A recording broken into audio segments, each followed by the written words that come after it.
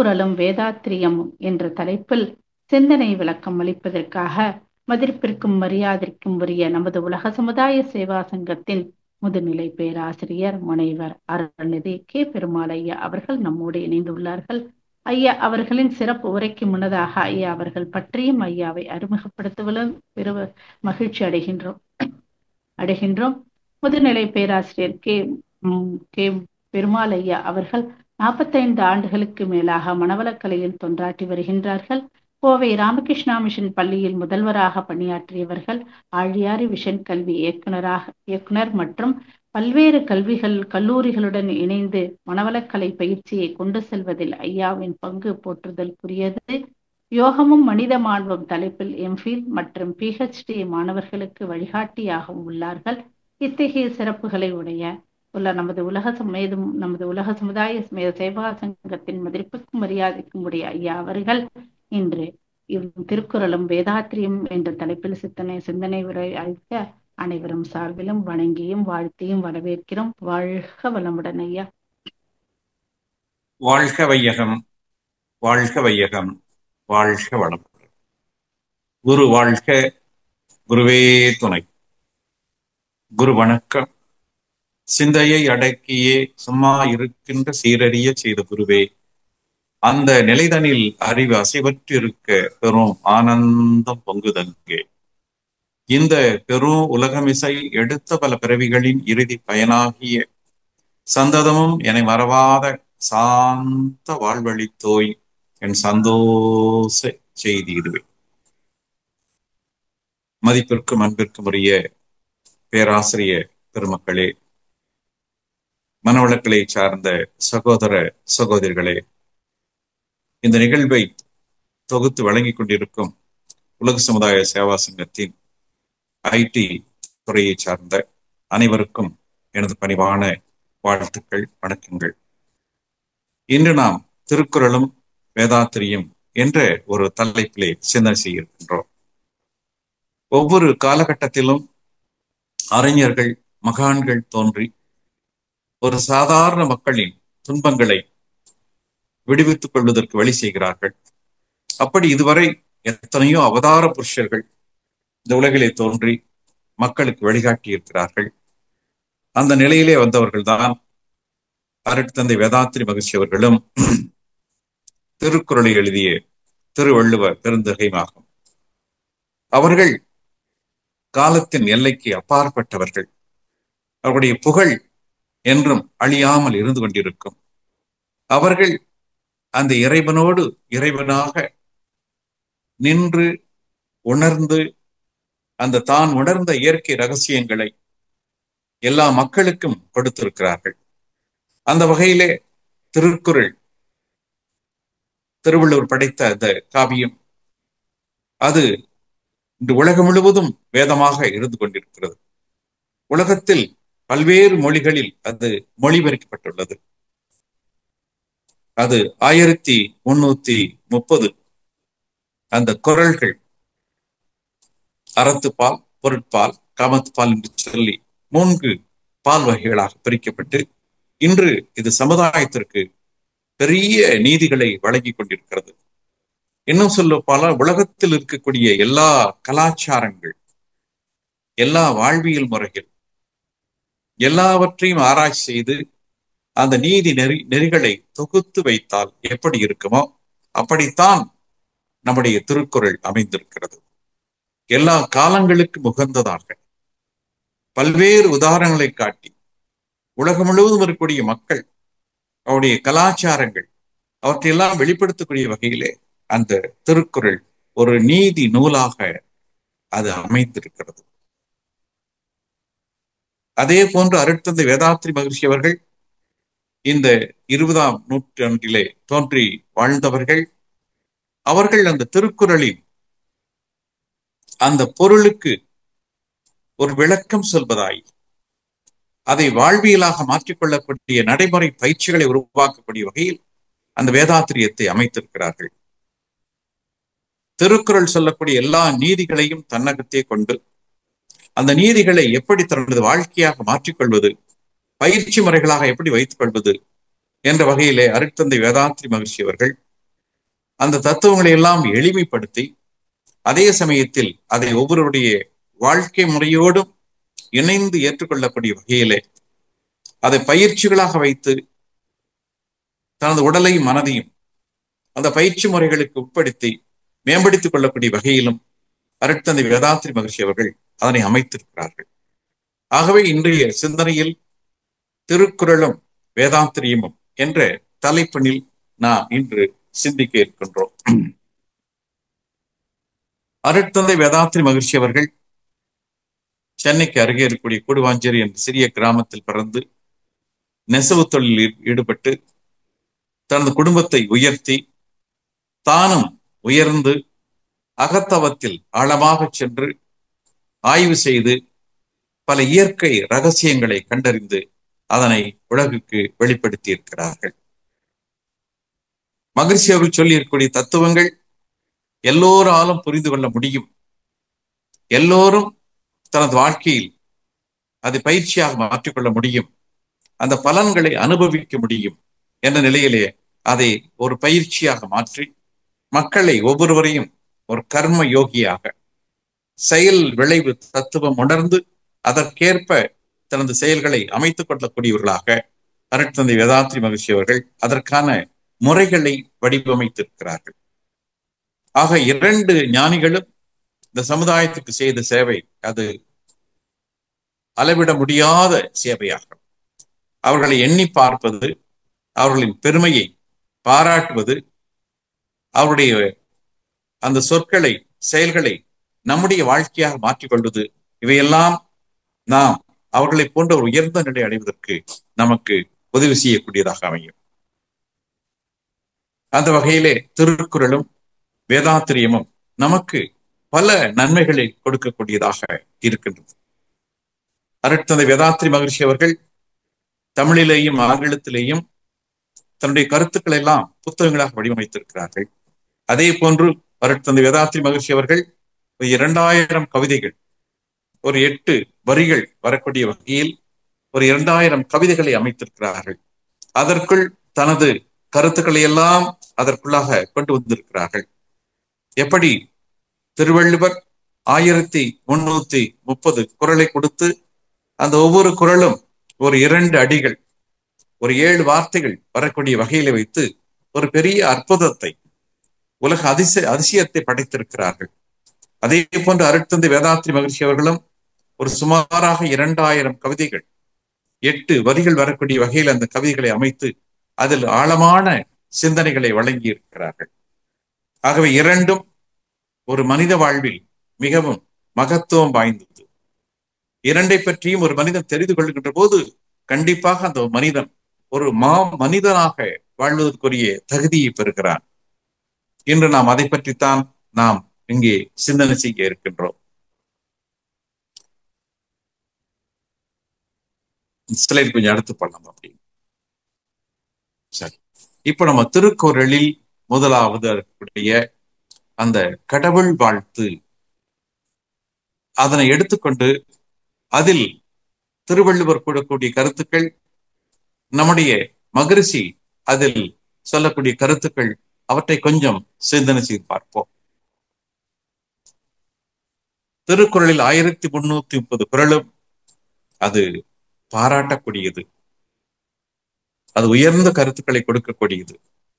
அதே போன்று அருட்தந்தை வேதாத்ரி மகர்ஷி கொடுத்திருக்கூடிய 2000 கவிதைகளும் பெரிய பெரிய சிந்தனைக்குரியது.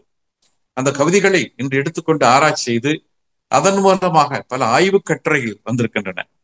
எம்பில், பிஹெச்டி என்ற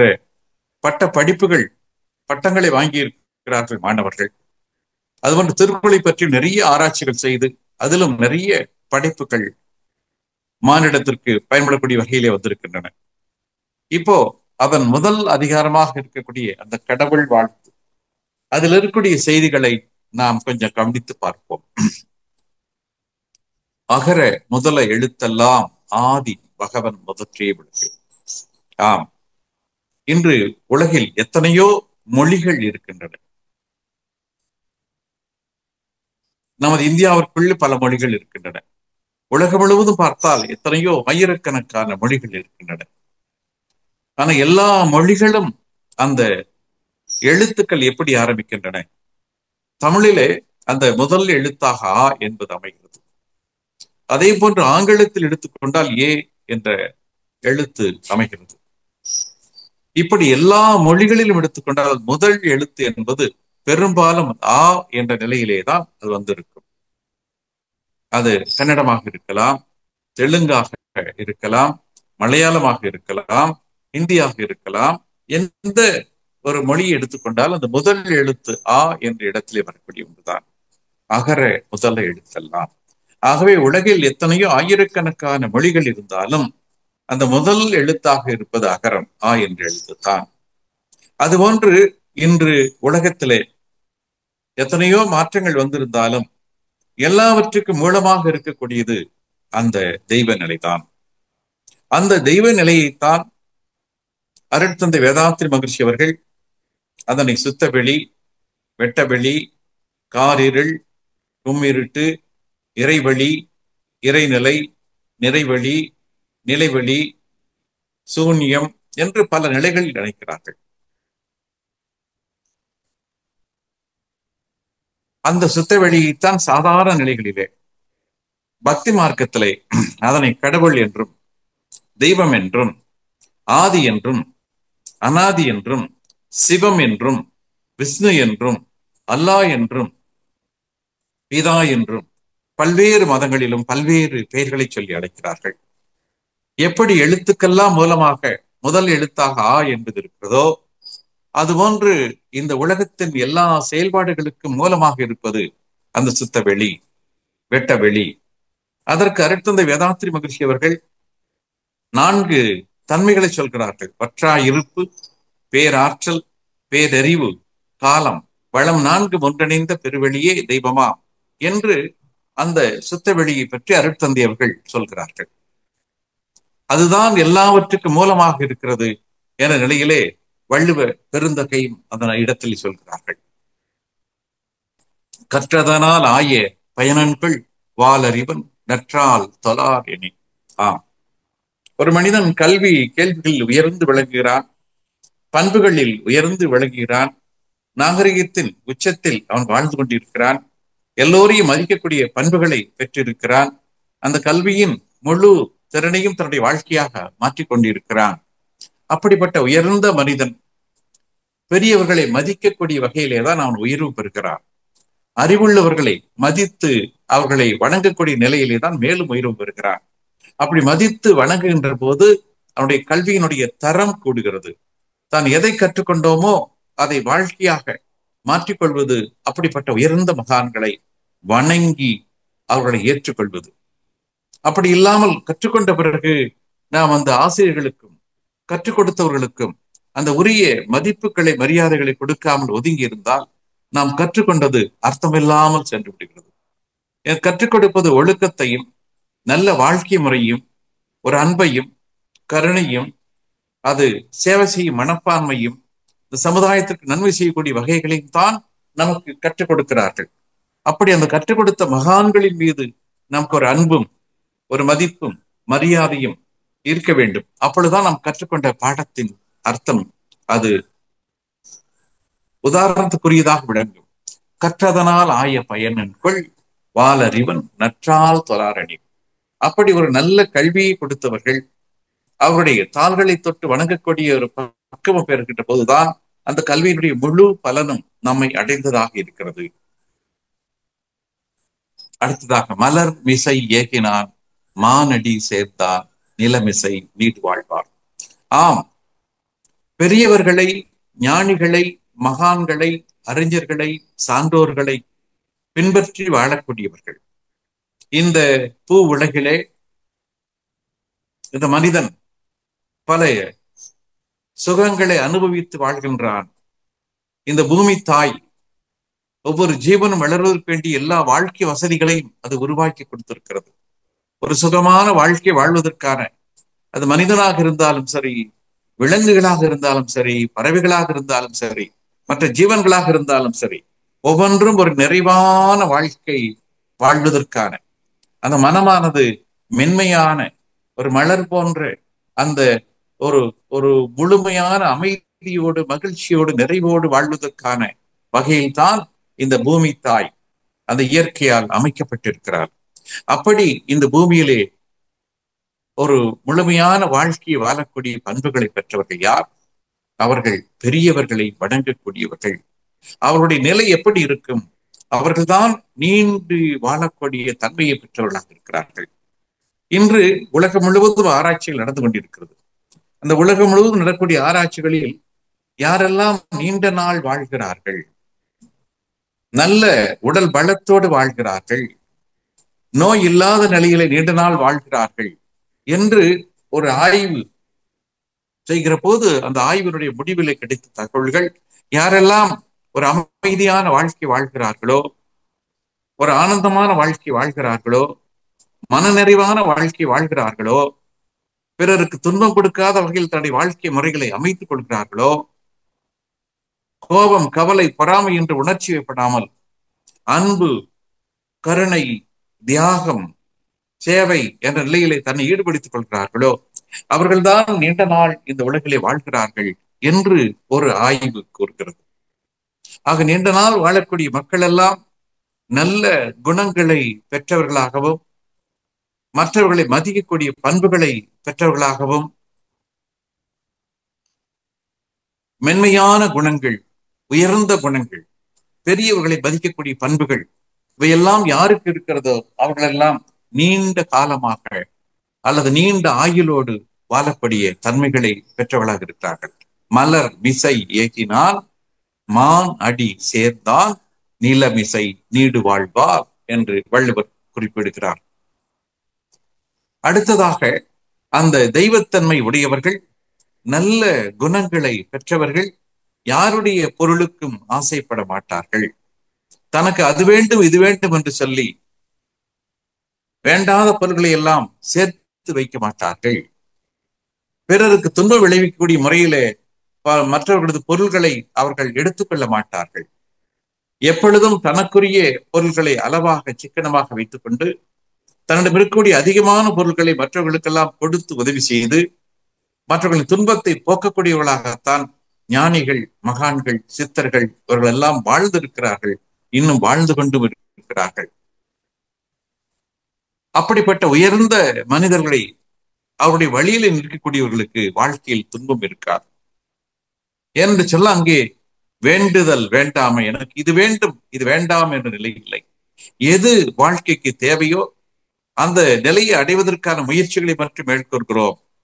அது வருகிறதோ இல்லையோ அதற்காக கவலைகள் இல்லை. அப்ப இயற்கை நிகழ்வுகளுக்கு தேவையான வகையிலே தன்னுடைய வாழ்க்கை முறையை அமைத்துக் கொள்கிறோம். அதில் தான் இவ்வளவு பொருள் சேர்க்க வேண்டும், இவ்வளவு புகழ் வேண்டும் என்று எந்த இடத்திலும் ஒரு அழுத்தம் இல்லை, அங்கே ஒரு நெருடல் இல்லை. ஆகவே எனக்கு போதும், நிறைவாக இருக்கிறது, நிறைவாக இருக்கிறது, நான் நல்ல நிலையில் வாழ்ந்து கொண்டிருக்கின்றேன், இனி என்னுடைய நிறைவை தாண்டி இருக்கக்கூடியதெல்லாம் இந்த மக்களுக்காக, சமுதாயத்திற்காக கொடுக்கப்படுவதற்காக இறைவன் கொடுத்து வைத்திருக்கிறார் என்ற ஒரு உணர்வை பெறுகின்ற போது இந்த வேண்டுதல் வேண்டாமை இலானடி சேர்ந்தார்க்கு தாண்டும் எடுப்பியலை. அப்படிப்பட்ட அந்த நல்ல குணங்களை உடைய அந்த இறைத்தன்மையை பெற்ற அந்த மனிதர்கள், ஞானிகள், மகான்கள் அவருடைய தொடர்பு கிடைக்கின்ற போது அவர்களோடு சேர்ந்து நாமும் அந்த குணங்களை பெற்றுகிறோம். அப்படி குணங்களை பெறுகின்ற போது அந்த மனிதனுக்கு வாழ்க்கையிலே எந்த வகையான துன்பங்களும் கிடையாது. துன்பம் என்பதெல்லாம் நாம் இன்னும் வேண்டும் இன்னும் வேண்டும் என்று ஆசைப்படுகின்ற போதும் அந்த ஆசைகள் பல்வேறு தீய குணங்களாக மாறி நிற்கின்ற போதும் தான் துன்பங்கள் அதிகமாகின்றன. அப்படி இல்லாமல் போதும் போதும் என்ற நிறைவு, இதற்கு மேலாக இருப்பது சமுதாயத்துக்கு பயன்படட்டும் என்ற ஒரு சமுதாய நோக்கு, இவையெல்லாம் இருக்கின்ற போது அந்த துன்பங்கள் என்பது இருப்பதற்கு வாய்ப்பு இல்லை. வேண்டுதல் வேண்டாமை இலானடி சேர்ந்தார்க்கு யாண்டும் இடுப்பையில. அடுத்த ஸ்லைட் படம்.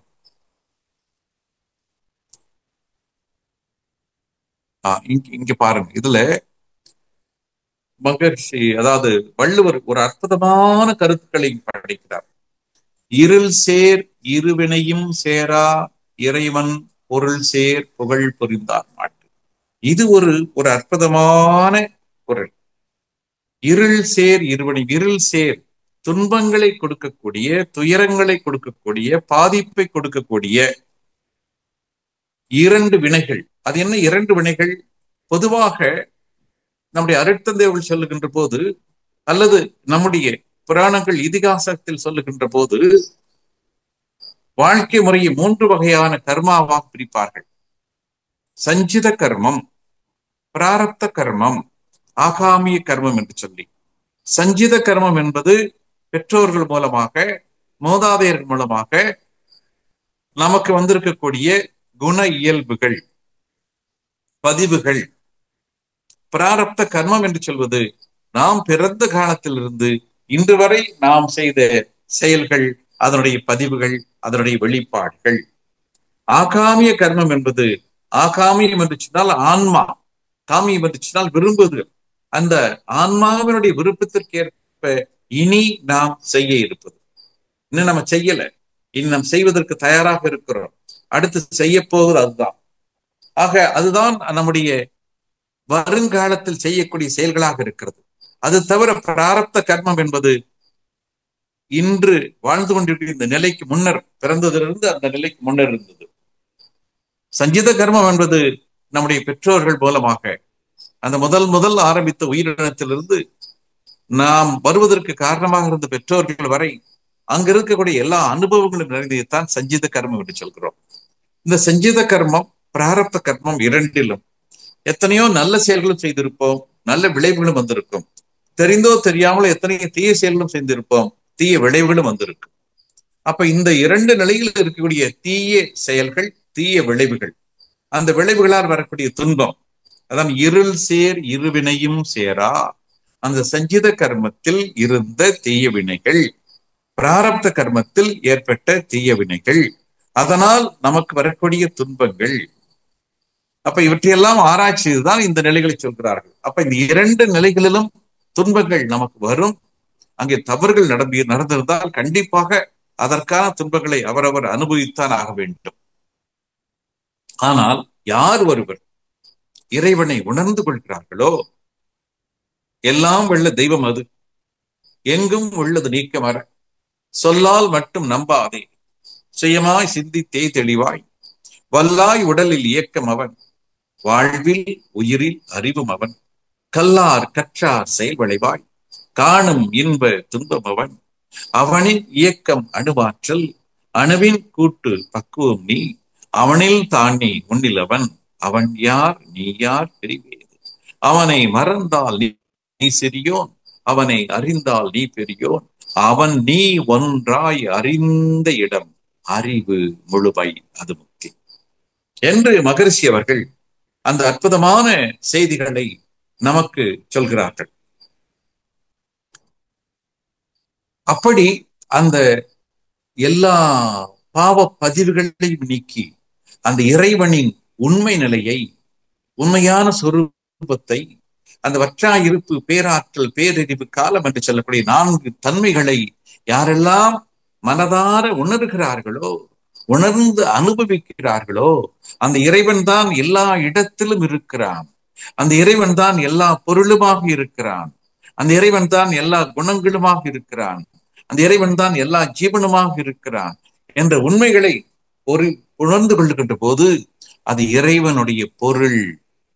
அந்த இறைவன் என்றால் என்னவென்று அர்த்தம், என்னவென்று விளக்கம், அந்த விளக்கத்தை உண்மையாக தெரிந்து அனுபவிக்கக்கூடியவர்கள். பொருள் சேர் புகழ் புரிந்தார் மாட்டு, அப்படி அறிந்து கொள்ளக்கூடியவர்களுக்கு அந்த பழைய 2 வினைகளிலிருந்து, சஞ்சித கர்மத்திலிருந்தும் பிராரப்த கர்மத்திலிருந்தும் அங்கிருந்து வரக்கூடிய அந்த பதிவுகள் இன்னும் தொடராது. இனி நீங்கிவிட்ட பிறகு பழைய தவறுகளை செய்ய மாட்டார்கள், தவறுக்குரிய தண்டனைகளும் நமக்கு வராது. ஆகவே இனிமேல் வரக்கூடிய காலகட்டத்தில் நமக்கு தண்டனைகள் வராமல் இருக்க வேண்டும், துன்பங்கள் வராமல் இருக்க வேண்டும் என்று சொன்னார். அந்த துன்பத்திற்குரிய செயல்களை செய்யாமல் இருக்க வேண்டும். எப்பொழுது நடக்கும்? அது இறைவனை முழுமையாக உணர்ந்து அனுபவிக்கக்கூடிய பக்குவம் வருகின்ற போதுதான் இனி புதிதாக நாம் எந்த இடத்திலும் யாருக்கும் துன்பம் கொடுக்க மாட்டோம். இருள் சேர் இருவினையும் சேரா, இறைவன் பொருள் சேர் புகழ் புரிந்தார் மாட்டு.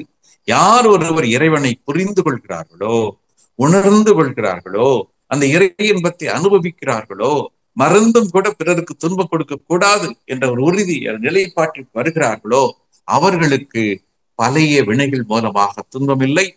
ஏனென்று சொன்னால் அந்த துன்பம் கொடுக்கக்கூடிய பதிவுகளை எல்லாம் அகற்றி விடுகிறார்கள். இனி அவர்கள் அது சம்பந்தமான புதிய செயல்களை, புதிய துன்பங்களை விளைவித்துக் கொள்ள மாட்டார்கள்.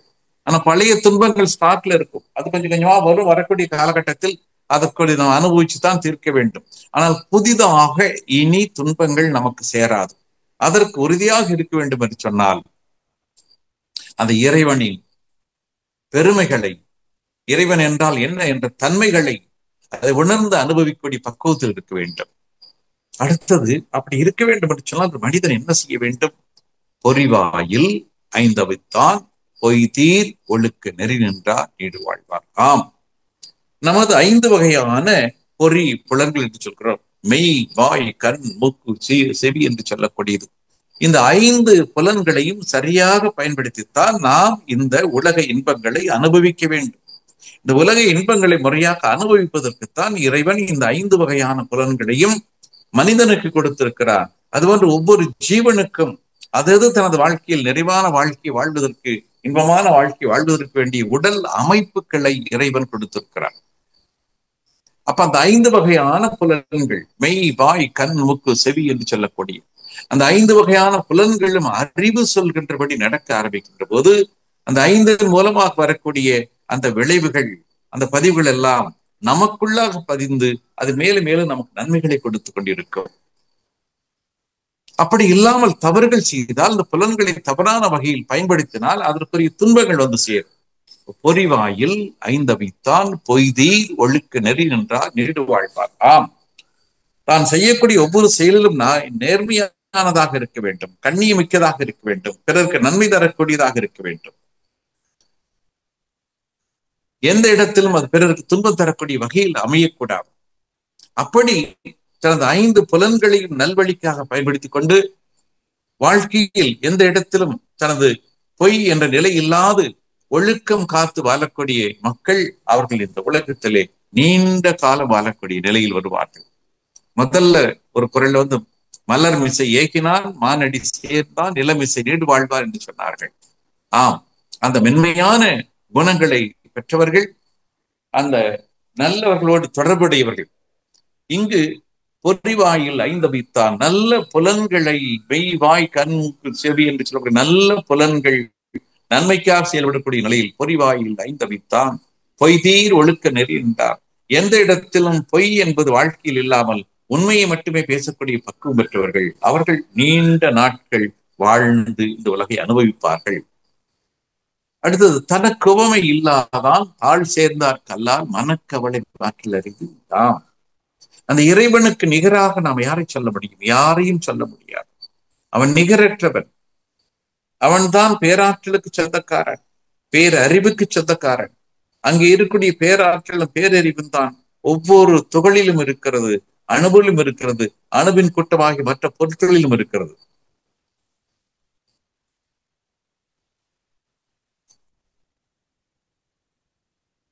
அந்த அப்படிப்பட்ட ஒரு நல்ல நிலை உடையவர்கள், உயர்ந்த தன்மை பெற்றவர்கள், தனக்கு ஊமை இல்லாதான் தாள் சேர்ந்தார் கல்லால் மனக்கவலை மாற்றல் அரிது. ஆம், அந்த தனக்கு ஈடாக இணையாக இன்னொன்றை சொல்ல முடியாது. அப்படி அந்த ஈடு இணையற்ற அந்த பெரும்பொருள் யார்? அந்த பெரும்பொருள் அந்த சுத்தவெளி, வெட்டவெளி, காரிருள், கும்மிருட்டு, பிரம்மம், ஆதி, அனாதி என்று எவற்றையெல்லாம் மகிழ்ச்சி அவர்கள் சொல்கிறார்களோ அந்த இடத்தைத்தான் இங்கே தனக்கு ஊமை இல்லாதான் தாழ் சேர்ந்தார் கல்லல் என்ற நிலையில், அதாவது அந்த இறைவனுக்கு சமமாக சொல்லலாம், அந்த இறை தன்மை பெற்ற மனிதர்களுக்கு சமமாக சொல்லலாம். அப்படி அந்த இறைநிலைக்கு சமமாக நிற்கக்கூடிய பெரியவர்கள், ஞானிகள், மகான்கள், அப்படிப்பட்டவருடைய அந்த உயர்ந்த நிலையில் நின்று இருக்கின்ற போதுதான் நமக்கு நம்முடைய தனிப்பட்ட வாழ்க்கையில் எந்த வகையான துன்பங்கள் இல்லாமல், துயரங்கள் இல்லாமல், மனதிலே கவலை இல்லாமல் வாழ முடியும். இன்று எல்லாருடைய மனதிலும் ஆயிரம் ஆயிரம் கவலைகள் இருந்து கொண்டிருக்கின்றன என்று சொன்ன நல்லோருடைய துணை அங்கே இல்லை. நல்லவர்களை வணங்கக்கூடிய பண்புகள் இல்லை, நல்ல விஷயங்களை ஏற்றுக்கொள்ளக்கூடிய மனம் இல்லை. ஆகவேதான் அங்கே கவலையாக அது மாறிக்கொண்டிருக்கிறது. அப்ப முழுக்க முழுக்க மனதிலிருந்து கவலை என்பது எடுபட வேண்டும் என்று சொன்னால் நல்லவருடைய துணை வேண்டும், அவர்களை பற்றி சிந்திக்கக்கூடிய ஒரு மனம் வேண்டும். ஆக தனக்கு ஊமை இல்லாதான் தாழ் சேர்ந்தார் கல்லால் மனக்கவலை மாற்றல் அரிது. கவலை இல்லாமல் இருக்க வேண்டுமா? ஆம், இருக்கலாம், இருக்கலாம். அப்படியானால் அந்த இறை தன்மையை, இறை உணர்வை நாம் கொஞ்சம் பெற வேண்டும். பெற்றால் என் மனதில் எந்த கவலையும் இல்லாமல் மனிதன் வாழலாம். மனிதன் கவலைப்படுவதற்காக பிறக்கவில்லை. இந்த உலகில் இயற்கையில் இருக்கக்கூடிய இன்பங்களை எல்லாம் முறையாக அனுபவித்து தனக்கு மூலத்தையும் முடிவையும் உணர்ந்து கொண்டு அந்த இறைவனோடு இறைவனாக ஒன்றி நின்று அந்த பேரின்பத்தை அடையக்கூடிய பக்குவம் பெற்றவன் தான் மனிதன். அவன் துன்பப்பட வேண்டும் என்பதல்ல. அடுத்த நிலை இங்க பாருங்க. அறவாளி அந்தணன் தாழ் சேர்ந்தார் கல்லால் பிறவாளி நீங்கள் அறிவு. ஆம், அறத்தை பின்பற்றக்கூடிய நல்ல குணங்களை உடைய அந்த ஒழுக்கமுடைய மேன்மையுடைய அந்த மக்கள், அப்படிப்பட்டவர்களை நாம் பின்பற்றி நடக்கின்ற போதுதான் நமக்கு வாழ்க்கையில் வேறு வகையான துன்பங்கள் இல்லை. இந்த துன்பம் என்ற ஒரு கடல் ஆழி, அந்த துன்பம் என்ற அந்த கடலை தாண்டி நீந்தி நம்மால் நல்ல வாழ்க்கை வாழ முடியும். அறவாளி அந்தன நல்ல குணங்களை பெற்றவன் தாழ் சேர்ந்தார்கல்லால் பிறவாளி நீந்தல் அறிவு. அப்படிப்பட்ட உயர்ந்த மக்களிடம் நாம் சேர்ந்து விட்டால் அவருடைய பண்புகளை நாம் பெற்றுக் கொண்டிருப்போம். ஆக வாழ்க்கையில் வரக்கூடிய பிற எந்த துன்பங்களும் நம்மை பாதிக்காத வகையில் நாம் வாழ முடியும். அடுத்தது, கோளிர் பொறியிர் குணமிலவே என் குணத்தான் தாளை வணங்கா தலை. இங்க பாருங்க எப்படி அருமையா சொல்றாங்க. நாம் அன்றாட நமக்கு நட்சத்திரங்கள் வந்து கொண்டிருக்கின்றன, கிரகங்கள் வந்து கொண்டிருக்கின்றன, பல்வேறு அமைப்புகள் இது வானத்திலே அது மிதந்து கொண்டிருக்கின்றன. அந்த ஒவ்வொன்றிலிருந்து வரக்கூடிய அந்த காந்த அலைகள் நம்முடைய உடல் மீது தொடர்பு கொண்டு உடலிலேயும் மனதிலேயும் பல்வேறு வகையான மாற்றங்களை கொடுத்து, அப்படி அந்த மாற்றங்களுக்கு ஏற்ப நம்முடைய பொறி புலன்கள், மெய் வாய் கண் மூக்கு செவி என்று சொல்லக்கூடிய இந்த புலன்கள், அதன் மூலம் நாம் பெறக்கூடிய அனுபவங்கள், அந்த அனுபவங்கள் கருமையத்திலே பதிந்து மீண்டும் எண்ணங்களாக வந்து அதே புலன்கள் மூலமாக பயன்பாட்டுக்கு வரக்கூடிய நிலை. அப்ப இவையெல்லாம் பார்க்கின்ற போது அந்த கோள்களில் வரக்கூடிய காந்த அலைகளும் நம்முடைய பொறிகள் மூலமாக வெளிப்படக்கூடிய வாழ்க்கை செயல்பாடுகளும் அர்த்தமில்லாமல் போய்விடும். எப்பொழுது அந்த இறைவனை, அந்த மேன்மையான 8 குணங்களை படைத்திருக்கக்கூடிய அந்த இறைவனை பற்றி நாம் உணராமல் போனால், அந்த இறை உணர்வை பெறாமல் போனால், அது இந்த கோள்களோ அல்லது பொறிகளோ அதற்கு காரணமாக இல்லை. அந்த கோள்கள் பொறிகள் இருந்தாலும் அது ஏதோ வெறும் சுமையாக இருக்கவே ஒழிய, யார் ஒருவர் அந்த எல்லாம் வல்ல அந்த என் குணத்தான் 8 குணங்களுக்கு, நல்ல குணங்களுக்கு மேலான அந்த தெய்வ நிலையை உணர்ந்து கொள்கிறார்களோ அவர்களுக்குத்தான் எல்லா நன்மைகளும் கிடைக்கும். அது தவிர மற்ற அந்த கோள்களிலிருந்து வரக்கூடிய நன்மைகளும் பொறிகள் நமக்கு கொடுக்கக்கூடிய நன்மைகளும் அந்த என் குணத்தானை வழங்கவில்லை என்று சொன்னால், அந்த இயற்கை நமக்கு உதவவில்லை என்று சொன்னால், அவர்களால் மூலம் நமக்கு பலன் கிட்டாமல் போய்விடும். அடுத்து கடைசியில சொல்றாரு பாருங்க, பிறவி பெருங்கடல் நீந்துவர் நீந்தார் இறைவனடி சேராதார். இது ஒரு அருமையான குரல். பிறவி என்பது ஒரு பெரிய கடல். இதுவரை எத்தனை ஆயிரம் ஆயிரம் ஆயிரம் பிறவிகள் பிறந்தோம், இன்னும் எத்தனை ஆயிரம் ஆயிரம் பிறவிகள் பிறக்க இருக்கிறது நமக்கு தெரியாது. இது ஒரு பெரிய கடல். ஆகவே ஓரறிவுள்ள தாவரத்திலிருந்து ஆரம்பித்து மனிதன் வரை வந்திருக்கிறது. இந்த மனிதன் மூலமாக அது நிறைவு பெற்று அந்த இறைநிலையோடு ஒன்ற வேண்டும். இந்த ஜீவாத்மா அந்த பரமாத்மாவோடு ஒன்றி கலக்க வேண்டும். எப்பொழுது நடக்கும்? அந்த கருமையும் அடிமனம் முழுக்க முழுக்க 100க்கு 100 தூய்மையாக புனிதமாக வருகின்ற போதுதான் அந்த நிலை நடக்கும். ஆகவே அந்த புனிதத்தை நோக்கி, அந்த தூய்மையை நோக்கி செல்லக்கூடிய நம்முடைய பயணம்தான் இது ஒரு ஆன்மீக பயணம். கண்டிப்பாக இந்த பிறவி என்ற பெருங்கடலை நம்மால் நீந்தலாம். நீந்தி அதன் மூலமாக அடுத்த கரையை அடைந்து அந்த இறைவனின் தன்மைகளை உணர்ந்து அனுபவிக்கலாம். பிறவி பெருங்கடல் நீந்துவர் நீந்தார் இறைவனடி சேராதார். எப்பொழுது நீந்துகிறார்களோ அப்பொழுதுதான் அவர்கள் அந்த இறை நிலையை உணர ஆரம்பிக்கிறார்கள். அடுத்து இப்ப நம்ம கடவுள் வாழ்த்து என்பது பற்றி பார்த்தோம். அடுத்தது இன்னொரு முக்கியமான அந்த குறள் பகுதி அரண் வலியுறுத்தல் என்று சொல்லக்கூடிய இதையும் நம்ம பார்க்கலாம். ஏன்னா இவையெல்லாம் அருட்தந்தை சொல்லி இருக்கக்கூடிய நிறைய நீதி நெறிகளுக்கு உடனாக வரக்கூடிய கருத்துக்கள் இவையெல்லாம். இப்ப இங்க ஒரு சிலர் பார்க்கலாம் பாருங்க. சிறப்பு ஈனும் செல்வமும் ஈனும் அறத்தின் ஊங்கு ஆக்கம் எவனும் உயிர்க்கு. ஆக அறம் என்பது அது ஒரு மனிதனுக்கு ஓங்கி இருந்தால் அந்த மனிதனுக்கு வேண்டிய எல்லா சிறப்புகளும் வந்து சேரும், எல்லா செல்வமும் வந்து சேரும். சிறப்பு ஈனும் செல்வமும் ஈனும் அறத்தின் ஊங்கு ஆக்கம் எவனோ உயிர்க்கு. அப்ப சிறப்பையும் செல்வத்தையும் தரக்கூடிய அறம், அதனை போற்றி மதிக்கக்கூடிய ஒரு பண்புகள் வேண்டும். அந்த அறம் என்பதைத்தான் அருட்தந்தை வேதாந்தி மகிழ்ச்சிகள் சொல்கின்ற போது அதனை ஒழுக்கம், கடமை, ஈகை என்று சொல்வார்கள். ஒழுக்கம் என்பது தனக்கே உரியது, கடமை என்பது தனக்கு பிறருக்கு உரியது, ஈகை என்பது பிறருக்கே உரியது. அந்த ஒழுக்கம் என்பதை கூட மகிழ்ச்சி அவர்கள் அதனை வரையறுத்திருக்கிறார்கள். அந்த ஒழுக்கம் என்பதற்கு எப்படி வரையறுத்திருக்கிறார்கள் மகிழ்ச்சி அவர்கள்? எண்ணம் சொல் செயலால் தனக்கோ பிறருக்கோ தற்காலத்திலோ பிற்காலத்திலோ உடலுக்கோ மனதிற்கோ துன்பம் விளைவிக்காமல் நன்மைகள் செய்யக்கூடிய நிகழ்வாக அமைந்தால் அது நல்ல செயல்கள், ஒழுக்கமான செயல்கள். அவ்வாறு இல்லாமல் துன்பம் தரக்கூடியதாக இருந்தால் அது ஒழுக்கமற்ற செயல்கள், அது பாவச் செயல்கள் என்று சொல்லி இந்த ஒழுக்கம் என்பதற்கு அது ஒரு விடையாக கொடுத்திருக்கிறார்கள். கடமை என்பது 5ஆக பிரிந்து தான், குடும்பம், சுற்றம், ஊர், உலகம் என்று பிரிய வேண்டும் என்று சொல்லி அந்த கடமையை 5 வகையாக பிரித்திருக்கிறார்கள். ஈகை என்பது பிறருக்கே உரியது. துன்பப்படக்கூடியவர்களுக்கு அந்த துன்பத்தை நீக்குவதற்கு நாம் செய்யக்கூடிய உதவியைத்தான் பொதுவாக ஈகை என்று சொல்கிறோம். அப்ப அறம் என்பது ஒழுக்கம், கடமை, ஈகை என்ற 3ஐயும் அடக்கியதைத்தான் பொதுவாக அறம் என்று சொல்கிறோம். அந்த அறத்தை பின்பற்றுவதுதான் உயர்வு. அதுதான் வாழ்க்கையின் எல்லா நிலைகளுக்கு பொருந்தக்கூடியது. அங்கு செய்யாமல் விட்டுவிட்டால் மற்றபடி வாழ்க்கை எப்படி இருந்தாலும் அது பலனற்றதாக ஆகிவிடும். அறத்தின் நோங்கு அக்கமும் இல்லை, அதனை மறத்தலில் ஓங்கில்லை கேடு. அந்த அறம் செய்யாமல் மறந்து தவறான வழியில் சென்றால் எல்லா துன்பங்களும் வரத்தானே செய்யும். அடுத்தது ஒள்ளும் வகையான் அறவினை ஓவாதே செல்லும் வாயெல்லாம் செயலாம். எங்கெல்லாம் செல்கிறீர்களோ அங்கெல்லாம் அறம் என்பது இருக்க வேண்டும். எண்ணம், சொல், செயல் எல்லாவற்றிலும் அந்த அறம் என்பது இருக்க வேண்டும். அப்படி எல்லா செயல்பாடுகளிலும் அந்த அறம் என்பது இருக்கின்ற போது நாம் செய்யக்கூடிய ஒவ்வொரு செயலும் நன்மையை கொடுக்கக்கூடியதாக, சமுதாயத்திற்கு பயன் தரக்கூடியதாக இருக்கும். ஒல்லும் வகையான் அறவினை ஓவாதே செல்லும் வாயெல்லாம் செயல். அடுத்தது இன்னொன்று சொல்றார் பாருங்க.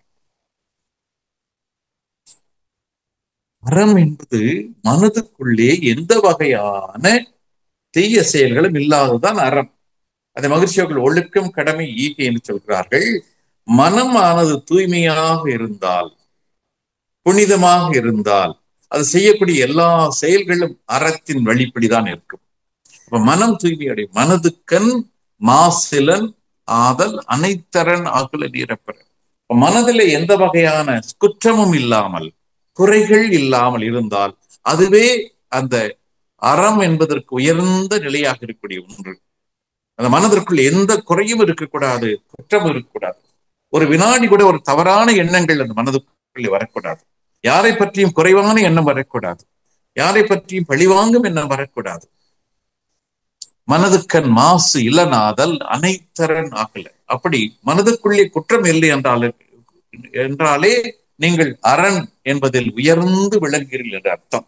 தர்மம், நீதி, நேர்மை என்பதில் நீங்கள் உயர்ந்து விளங்குகிறீர்கள் என்ற அர்த்தம். மனதுக்கண் மாசிலநாதல் அனைத்தரன் ஆகல நீரப்பெற. அடுத்தது இப்ப பாருங்க, மனதுக்குள்ள எதுவெல்லாம் குற்றம் வருவதற்கு காரணமாக இருக்கிறது அதை வள்ளுவர் அழகா அழுக்காறு, அவா, வெகுளி, இன்னாச்சல், நான்கும் இழுக்கா என்ற தரம். அழுக்காறு பொறாமை, பேராசை, அவா, வெகுளி சினம், இன்னாச்சல் கடுமையான சொற்கள், நான்கும் இழுக்கா. இந்த நான்கும் இல்லாதிருந்தாதான் அறம். பாருங்க எவ்வளவு ஒரு ஆழமாக திருத்தமாக அறம் என்பதை சொல்கிறார்கள். அழுக்காறு, அவா, வெகுளி என்பது கோபம், வெகுளி, இன்னாச்சல் நான்கும் இழுக்கா என்று தரம். அந்த நான்கு வந்துச்சுன்னா அதை அறம் என்று சொல்ல முடியாது. நான்கும் இல்லாத நிலையில் இருக்கக்கூடிய செயல்பாடுகள் தான் அறம் என்று சொல்லக்கூடியது. இது பாருங்க, இதைத்தான் மகரிஷி அவர்கள் இந்த 6 கெட்ட குணங்கள் என்று சொல்கிறார்கள். பேராசை, சினம், கடும் பற்று, முறையற்ற பால்கவர்ச்சி, உயர்வு தாழ்வு மனப்பான்மை, வஞ்சம். 6 தீய குணங்கள். அந்த 6 தீய குணங்களைத்தான் இங்கு வள்ளுவர் அதை 4ஆக அழுக்காறு, அவா, வெகுளி, இன்னாச்சொல் என்ற நிலையில் சொல்கிறார். பொறாமை, பேராசை, சினம், கடுமையான சொற்கள் என்ற நிலையில் சொல்கிறார்கள். அப்ப இது இருந்தால் அந்த மனிதனால் ஒரு நல்ல வாழ்க்கை வாழ முடியாது. அறம் என்ற நிலைக்கு பொருத்தமில்லாதவர்களாக இருப்பார்கள். ஆக இந்த 4 நாம் அறத்தோடு வாழ்கிறோம் என்று சொன்னால் அங்கே பொறாமை இருக்கக்கூடாது, பேராசை இருக்கக்கூடாது, கோபம் என்பது இருக்கக்கூடாது, ஒரு கடுமையான சொற்கள் என்று இருக்கக்கூடாது. அப்படி இருந்தால் அவர்கள் இன்னும் அந்த நிலையை அடையவில்லை என்ற அர்த்தம். அடுத்தது பாருங்க, அன்று அறிவாம் என்னாது அறம் செய்க மற்றது பொன்றுங்கால் பொன்றா துறை. சரி, இன்னொரு நாளைக்கு பார்த்துக்கலாம், நாளைக்கு பார்த்துக்கலாம், நாளானைக்கு பார்த்துக்கலாம் என்று ஒரு விஷயத்தை தள்ளி போட்டு அந்த செயலை செய்யாமல் விட்டு விடுகிறோம். இறைவன் ஒரு முறைதான் உங்களுக்கு வாய்ப்பு கொடுப்பான், நீங்க நல்லவனா கெட்டவனா என்று சோதனை செய்வதற்கு. அந்த சோதனை விட்டு விட்டால் மீண்டும் அதே போன்று நமக்கு ஒரு வாழ்க்கை கிடைக்கும் என்று சொல்ல முடியாது. ஆகவே எப்பொழுது வாய்ப்பு கிடைக்கிறதோ, வாய்ப்பு கிடைக்கின்ற போது நன்மைகளை உடனடியாக செய்ய வேண்டும், இன்னும் காலதாமதம் வேண்டாம். அன்று அறிவாம் என்னாது அறம் செய்க மற்றது பொன்றுங்கால் பொன்றாத்துறை. உடனே அன்று எது நல்லது என்று தெரிகிறதோ, அதற்கான வாய்ப்புகள் கிடைக்கிறதோ, அந்த வாய்ப்பை சரியாக பயன்படுத்திக் கொண்டு நல்லதை நாம் உடனே செய்ய வேண்டும், தள்ளி போடக்கூடாது. தள்ளி போடுகின்ற போது அந்த காலம் மாறிவிடும், சூழ்நிலைகள் மாறிவிடும், நமக்கே அந்த உதவிகள் செய்வதற்கான மனம் இல்லாமல் கூட போய்விடலாம். ஆகவே உடனே நாம் செய்ய வேண்டிய செயல்களை திட்டமிட்டு அமைத்து அன்று என்ன நம்மால் நல்லது செய்ய முடியுமோ அதை செய்து முடித்து விட வேண்டும். அடுத்தது, அறத்தாறு இதுவென வேண்டா சிவிகை பொறுத்தானோடு ஊர்தான் இடை.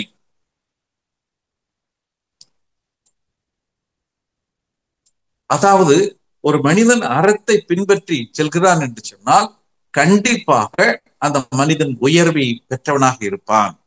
அதாவது ஒரு பல்லக்கை தூக்கி செல்லக்கூடியவர்கள் அந்த பல்லக்கில் அமர்ந்து செல்லக்கூடிய வாய்ப்புகளை பெற்றவர்கள். பெரும்பாலும் அந்த பல்லக்கை தூக்கி செல்லக்கூடியவர்கள் சாதாரண உடல்நிலை செய்யக்கூடியவர்களாகவும், அதில் அமர்ந்து செல்லக்கூடியவர்கள் அவர்கள் அறிவில உயர்வு பெற்றவர்களாகவும் ஞானத்தில் உயர்வு பெற்றவர்களாக இருப்பார்கள். அப்படி அறம் செய்கின்ற போது அங்க இந்த வேறுபாடுகளை அறத்தாறு இதுவென வேண்டாம். அறம் செய்தால் அதற்குரிய விளைவுகள் வந்தே தீரும், உங்களுக்குரிய புகழ் வந்தே தீரும். நீங்கள் எப்படி ஒரு பல்லக்கில் தூக்கி செல்லக்கூடியவனுக்கு ஒரு பெருமைகள் இருக்கிறதோ, ஒரு உயர்வு இருக்கிறதோ, ஒரு மதிப்பு இருக்கிறதோ, அது போன்று நீங்கள் அறம் செய்ய ஆரம்பித்தால் உங்களுக்கான மதிப்பை இந்த இறைநிலை கொடுத்து கொண்டிருக்கும். அறத்தாறு இதுவென வேண்டா சிவிகை பொறுத்தானோடு ஊர்தான் இடை. ஒரு பல்லக்கு தூக்கிட்டு போறவனுக்கும் அமர்ந்து இருப்பவனுக்கு என்ன வேறுபாடு இருக்கிறதோ அப்படிப்பட்ட உயர்ந்த வேறுபாடை யாரெல்லாம் அறம் செய்கிறார்களோ, தர்மம் செய்கிறார்களோ, நீதி நிலைநாட்டுகிறார்களோ அவர்களுக்கு அது கிடைத்தே தீரும். நெக்ஸ்ட் பலம், அடுத்த பலம் அவ்வளவுதானே.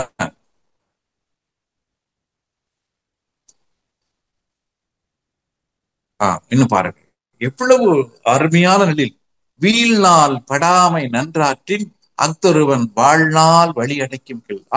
நீங்கள் நீண்ட காலமாக வாழ வேண்டும். உங்களுடைய வாழ்க்கையில் இடையிலே துன்பத்தை கொடுத்து துயரத்தை கொடுத்து அந்த நன்மைகளை அடைக்கக்கூடிய நிலை வரக்கூடாது.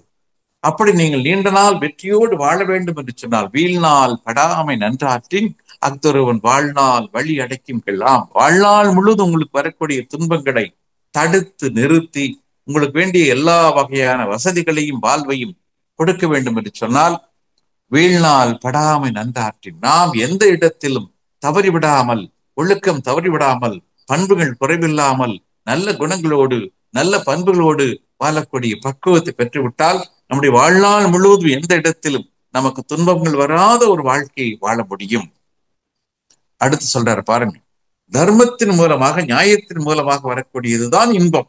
அதை தவிர அநியாய முறையில் வருவதெல்லாம் இன்பம் அல்ல, துன்பத்தின் வெவ்வேறு நிலைகள் என்று சொல்கிறார்கள். அறத்தான் வருவதே இன்பம்,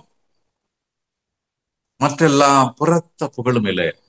ஆம், நீங்கள் அறம் செய்கின்ற போது, நல்லது செய்கின்ற போது வருவதுதான் இன்பம். அது தவிர வேறு எந்த நிலையில் என்ன செய்து வந்தாலும் அது உண்மையான இன்பம் அல்ல, அது துன்பத்தின் ஒரு பகுதியாகத்தான் முடியும். அறத்தான் வருவதே இன்பம். நல்ல செயல்கள் மூலமாக, எண்ணம் சொல் செயலின் மூலமாக, அதன் மூலம் வருவதுதான் இன்பம். அது தவிர வேறு செயல்களை செய்து அது ஒரு வியாபார நோக்கத்தோடு சுயநலத்தோடு செய்து வரக்கூடிய செயல்கள், அதிலிருந்து வரக்கூடிய இன்பம் எல்லாம் அது உண்மையான இன்பமாக இருக்காது, அது பின்னர் துன்பத்தை கொடுக்கக்கூடிய விளைவுகளாக இருக்கும். செயற்பாலதோறும் அரணே, ஒருவருக்கு உயர்ப்பாலதோறும் மறை. நீங்கள் செய்ய நினைத்தால், வாழ்க்கையில் கடைபிடிக்க நினைத்தால் அது அறம் சார்ந்த நிகழ்வுகளாகத்தான் இருக்க வேண்டும். மறந்தும் கூட அறம் சாராத நிகழ்ச்சிகளுக்கு நாம் எங்கு முக்கியத்துவம் கொடுக்கக்கூடாது. செயற்பாலதோறும் அரணே, ஒருவருக்கு உயர்ப்பாலது ஒரு பழி. ஆக பள்ளிக்கான செயல்களில் எந்த வகையில் நாம் ஈடுபடக்கூடாது, நல்லதை மட்டுமே கொடுக்கக்கூடிய செயல்களில் நாம் ஈடுபட வேண்டும். செயற்பாலதோறும் அரணே, அறம் செய்வதற்கு எங்கெல்லாம் வாய்ப்பு இருக்கிறதோ அங்கெல்லாம் அதை நாம் பயன்படுத்திக் கொள்ள வேண்டும். மறந்தும் கூட பழி சொல்லுக்கு ஆளாகக்கூடாது, அந்த துன்பத்தை தரக்கூடிய செயல்களுக்கு நாம் ஆளாகிவிடக்கூடாது. செயற்பாலதோறும் அரணே, ஒருவருக்கு உயர்ப்பாலதோறும் பழி. அடுத்து இப்ப நெக்ஸ்ட் போலாம், அடுத்து போலாம். இப்போ நிறைய குறள் நமக்கு மகரி சொன்னதுக்கும் சாமி சொல்றதுக்கு நிறைய குறள் ஒற்றுமைகள் நிறைய இருக்குது. எல்லாம் பார்க்க நேரம் இல்லை, ஒரு சில குறள்கள் பார்க்கலாங்க. பாருங்க, மகரிஷி ஒரு இடத்துல சொல்றாரு பாருங்க, தவம் என்ற நிலைக்கு ஒரு அர்த்தம் சொல்றாரு பாருங்க. இது ஒரு ஆழ்ந்து சிந்திக்க வேண்டியது, மனவளங்கள் இருக்கக்கூடியவர்கள் எல்லாம் தெரிந்து கொள்ளக்கூடியது. பாருங்க, உற்ற நோய் நோன்றல் உயிர்க்கு உருகன் செய்யாமை அற்றே தவத்திற்கு ஒரு தவம் செய்பவர்கள் எப்படிப்பட்டவர்களாக இருப்பார்கள்? உற்ற நோய் நோன்றல், யாருக்கு துன்பம் வந்தாலும் ஓடி ஓடி உதவி செய்யக்கூடியவர்களாக இருப்பார்கள். உயிருக்கு உருகன் செய்யாமை, எந்த இடத்திலும் யாருக்கும் எந்த ஜீவனுக்கும் துன்பம் கொடுக்க மாட்டார்கள். இதுதான் ஒரு தவத்திற்கு அடையாளம். ஒருவர் தவம் செய்கிறார்கள் என்பதை எப்படி தெரிந்து கொள்வது? அவர் தவத்தில் வல்லமை பெற்றிருக்கிறார்கள் என்பதை எப்படி தெரிந்து கொள்வது? அவர்கள் யாருக்கும் துன்பம் விளைவிக்க மாட்டார்கள். யார் துன்பப்பட்டாலும் ஓடி ஓடி உதவி செய்யக்கூடிய பண்புகளை பெற்றிருப்பார்கள். இதுதான் ஒரு தவம் செய்வருடைய அடையாளம். அதைத்தான் மகரிஷி அவர்கள் நமக்கு 2 ஒழுக்க பண்பாடாக சொல்கிறார்கள். நான் எனது வாழ்நாளில் யாருடைய உடலுக்கும் மனதுக்கும் துன்பம் தரமாட்டேன், துன்பப்படுவோருக்கு என்னால் முடிந்த உதவிகளை செய்வேன். அதுதான் இந்த குறள். நல்லா பாருங்க, உற்ற நோய் நோன்றல், யாருக்கு துன்பம் வந்தாலும் துன்பத்தை நீக்குதல். உயிருக்கு உருகன் செய்யாமை, யாருக்கு நம்ம துன்பம் கொடுக்க கூடாது.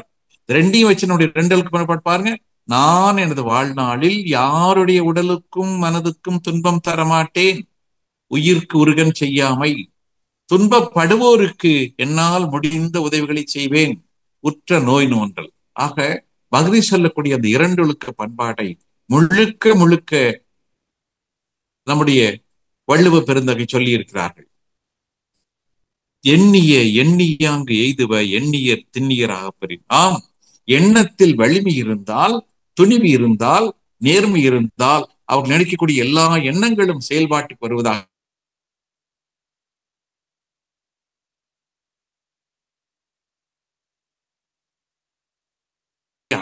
எண்ணிய எண்ணியாங்கு எய்துவர் எண்ணியர் திண்ணியராக பெறின்.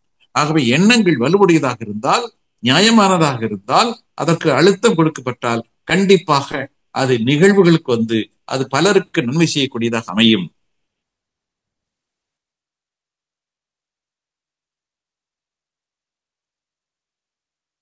இல்லார்க்கு இல்லாகும் துன்பம் தவா அது மேன்மேல் வரும். ஆமா, நீங்கள் பேராசை இருந்தால் அது மேலும் மேலும் பல துன்பங்களை கொடுக்கக்கூடியதாக இருக்கும். அந்த பேராசை என்பது இல்லாமல் அளவான ஆசைகள், அந்த ஆசைகளை சீரமைத்தல் மூலமாக நல்ல ஆசைகளை மட்டும் வைத்துக் கொண்டால் கண்டிப்பாக உடைய வாழ்க்கையில் துன்பம் என்பது இருக்காது. நெக்ஸ்ட் அடுத்து போலாம். அடுத்து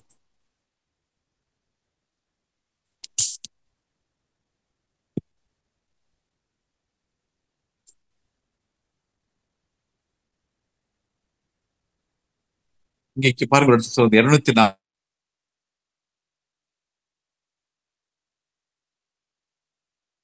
ஆற்றால் தேரினும் அத்தே துணை. அதாவது எப்பொழுதுமே ஒரு அன்பும் கருணையுமாக இருக்க வேண்டும்.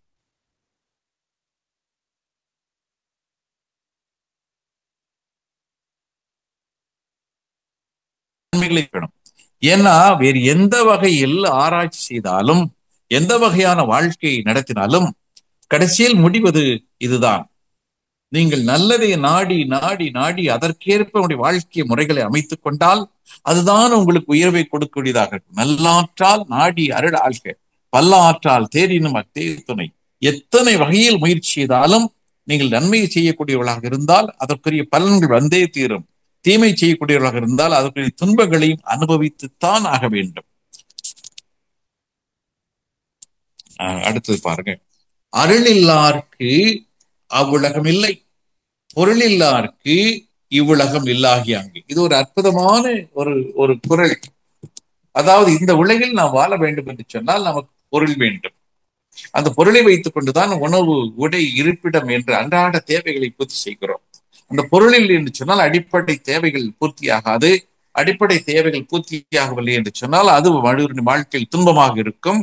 அந்த துன்பம் இருக்கின்ற போது மற்ற உயர்ந்த நிலைகளை பெற முடியாது. ஆகவே இந்த உலகத்தில், குறிப்பாக பூமியில் ஒரு மனிதன் வாழ வேண்டும் என்று சொன்னால் அவனுடைய வாழ்க்கை தேவைகள் நிறைவடைய வேண்டும். அதற்கு தேவையான பொருள் வேண்டும். உணவு, உடை, இருப்பிடம் என்று சொல்லக்கூடிய அந்த அத்தியாவசிய தேவைகள் பூர்த்தியாக வேண்டும். இதற்கு நமக்கு பொருள் வேண்டும். இதற்கு பொருளே இல்லை என்று சொன்னால் அத்தியாவசிய தேவைகள் பூர்த்தியாகாது. அங்கு உணவு இல்லாமல், உடை இல்லாமல், குடியிருப்பு இடம் இல்லாமல் நீங்கள் அடுத்து அது ஆன்மீகமாக இருந்தாலும் சரி வேறு எந்த நிலையிலும் உயர்வடைய முடியாது. ஆக பொருள் இல்லார்க்கு இவ்வுலகம் இல்லை. அதே போன்று இந்த ஆன்மா அவருக்கு இத்தோடு முடிவதில்லை. இந்த ஆன்மா இதன் பிறகு தொடர்கிறது. எல்லா பதிவுகளும் நீங்குகின்ற வரை அது வெவ்வேறு பிறவிகள் எடுத்து கடைசியில் முழுமையாக எல்லா பதிவுகளும் நீங்கிய பிறகு அது இறைவனை நோக்கி பயணத்தில் வெற்றி அடைகிறது. அதுவரை இந்த ஆன்மா பல பிறவிகளை எடுத்துக்கொண்டே இருக்கிறது. ஆகவே அப்ப அந்த அருள் வேண்டும். அதனையெல்லாம் நீங்கி செல்வதற்கு அருள் வேண்டும், அன்பு வேண்டும், கருணை வேண்டும், நல்ல பதிவுகள் வேண்டும், புண்ணியம் வேண்டும். அதற்கு நாம் எப்பொழுது மனதிற்குள்ள எண்ணம் சொல் செயலால் நல்லதை எண்ணி, நல்லதை சொல்லி, நல்லதை செய்யக்கூடிய பக்குவம் வேண்டும். அதன் முதிர்ச்சியைத்தான் அருள் வேண்டும் என்று சொல்கிறோம். ஆகவே இந்த உலக வாழ்க்கைக்கு பொருள் வேண்டும். ஆனால் எதன் பிறகு இந்த ஆன்மா செழுமை பெறுவதற்கு, அந்த ஆன்மா இறைவனை நோக்கி பயணத்தில் வெற்றி அடைவதற்கு கண்டிப்பாக அருள் வேண்டும். அருளில்லார்க்கு அவ்வுலகம் இல்லை, பொருளில்லார்க்கு இவ்வுலகம் இல்லாகி அங்கே என்று சொல்கிறார்கள். இப்படி அருட்தந்தை அவர்களும் வள்ளுவர் அவர்களும் நிறைய செய்திகளை ஒன்றாக சொல்லி இருக்கிறார்கள். இங்கே ஒன்று மட்டும் ஒரு இறுதியாக சொல்லி, யாதனின் யாதனின் நீங்கியான் நோதல் அதனின் அதன். ஒரு அருமையான சிந்தனை வள்ளுவர் கொடுத்தக்கூடிய அருமையான சிந்தனை. அதாவது எந்த எந்த பொருளில் இருந்து, எந்த எந்த நிகழ்ச்சியில் இருந்து நீங்கள் தேவையில்லாத பற்றுக்களை விலக்கிக் கொள்கிறீர்களோ அந்த பொருளில் இருந்து, அந்த நிகழ்ச்சியிலிருந்து உங்களுக்கு துன்பங்கள் கிடையாது. இன்று நாம் தேவையில்லாத பொருளை சேர்த்து வைத்துக் கொள்கிறோம், தேவையில்லாத நிகழ்ச்சிகளை எல்லாம் கூட்டிக் கொள்கிறோம். அது நமக்கு தேவையில்லை, ஆனாலும் ஏதோ பழக்கத்தின் காரணமாக, சூழ்நிலையின் காரணமாக வைத்துக் கொள்கிறோம். அவையெல்லாம் நமக்கு துன்பமாக மாற்றிக்கொண்டிருக்கிறது. தேவையற்ற பொருட்களை பெருக்கி அதனை அடுக்கி வைத்துக் கொண்டு அதற்கான செலவுகளை செய்து நாம் மேலும் மேலும் துன்பத்திற்கு ஆளாகிறோம். அடிப்படை தேவைகளை பூர்த்தி செய்யக்கூடிய பொருளை வைத்துக் கொள்ளலாம், தப்பு இல்லை. அன்றாட நமக்கு என்ன வேண்டும்? உணவு வேண்டும், உடை வேண்டும், இருப்பிடம் வேண்டும். ஒரு சரியான வயது பக்குவம் வருகின்ற போது ஆண் பெண் துணை வேண்டும், திருமணம் என்ற நிலையில அமைய வேண்டும். இப்படி நல்ல நண்பர்கள் வேண்டும், உறவுகள் வேண்டும். இவைதான் நமக்கு தேவையான ஒன்று. இது தவிர இன்று நம்ம எத்தனையோ தேவையில்லாத பொருளை எல்லாம் சேர்த்து சேர்த்து வைத்துக் கொள்கிறோம். அது வந்து தேவையில்லாத உறவுகளை அதிகப்படுத்திக் கொள்கிறோம்.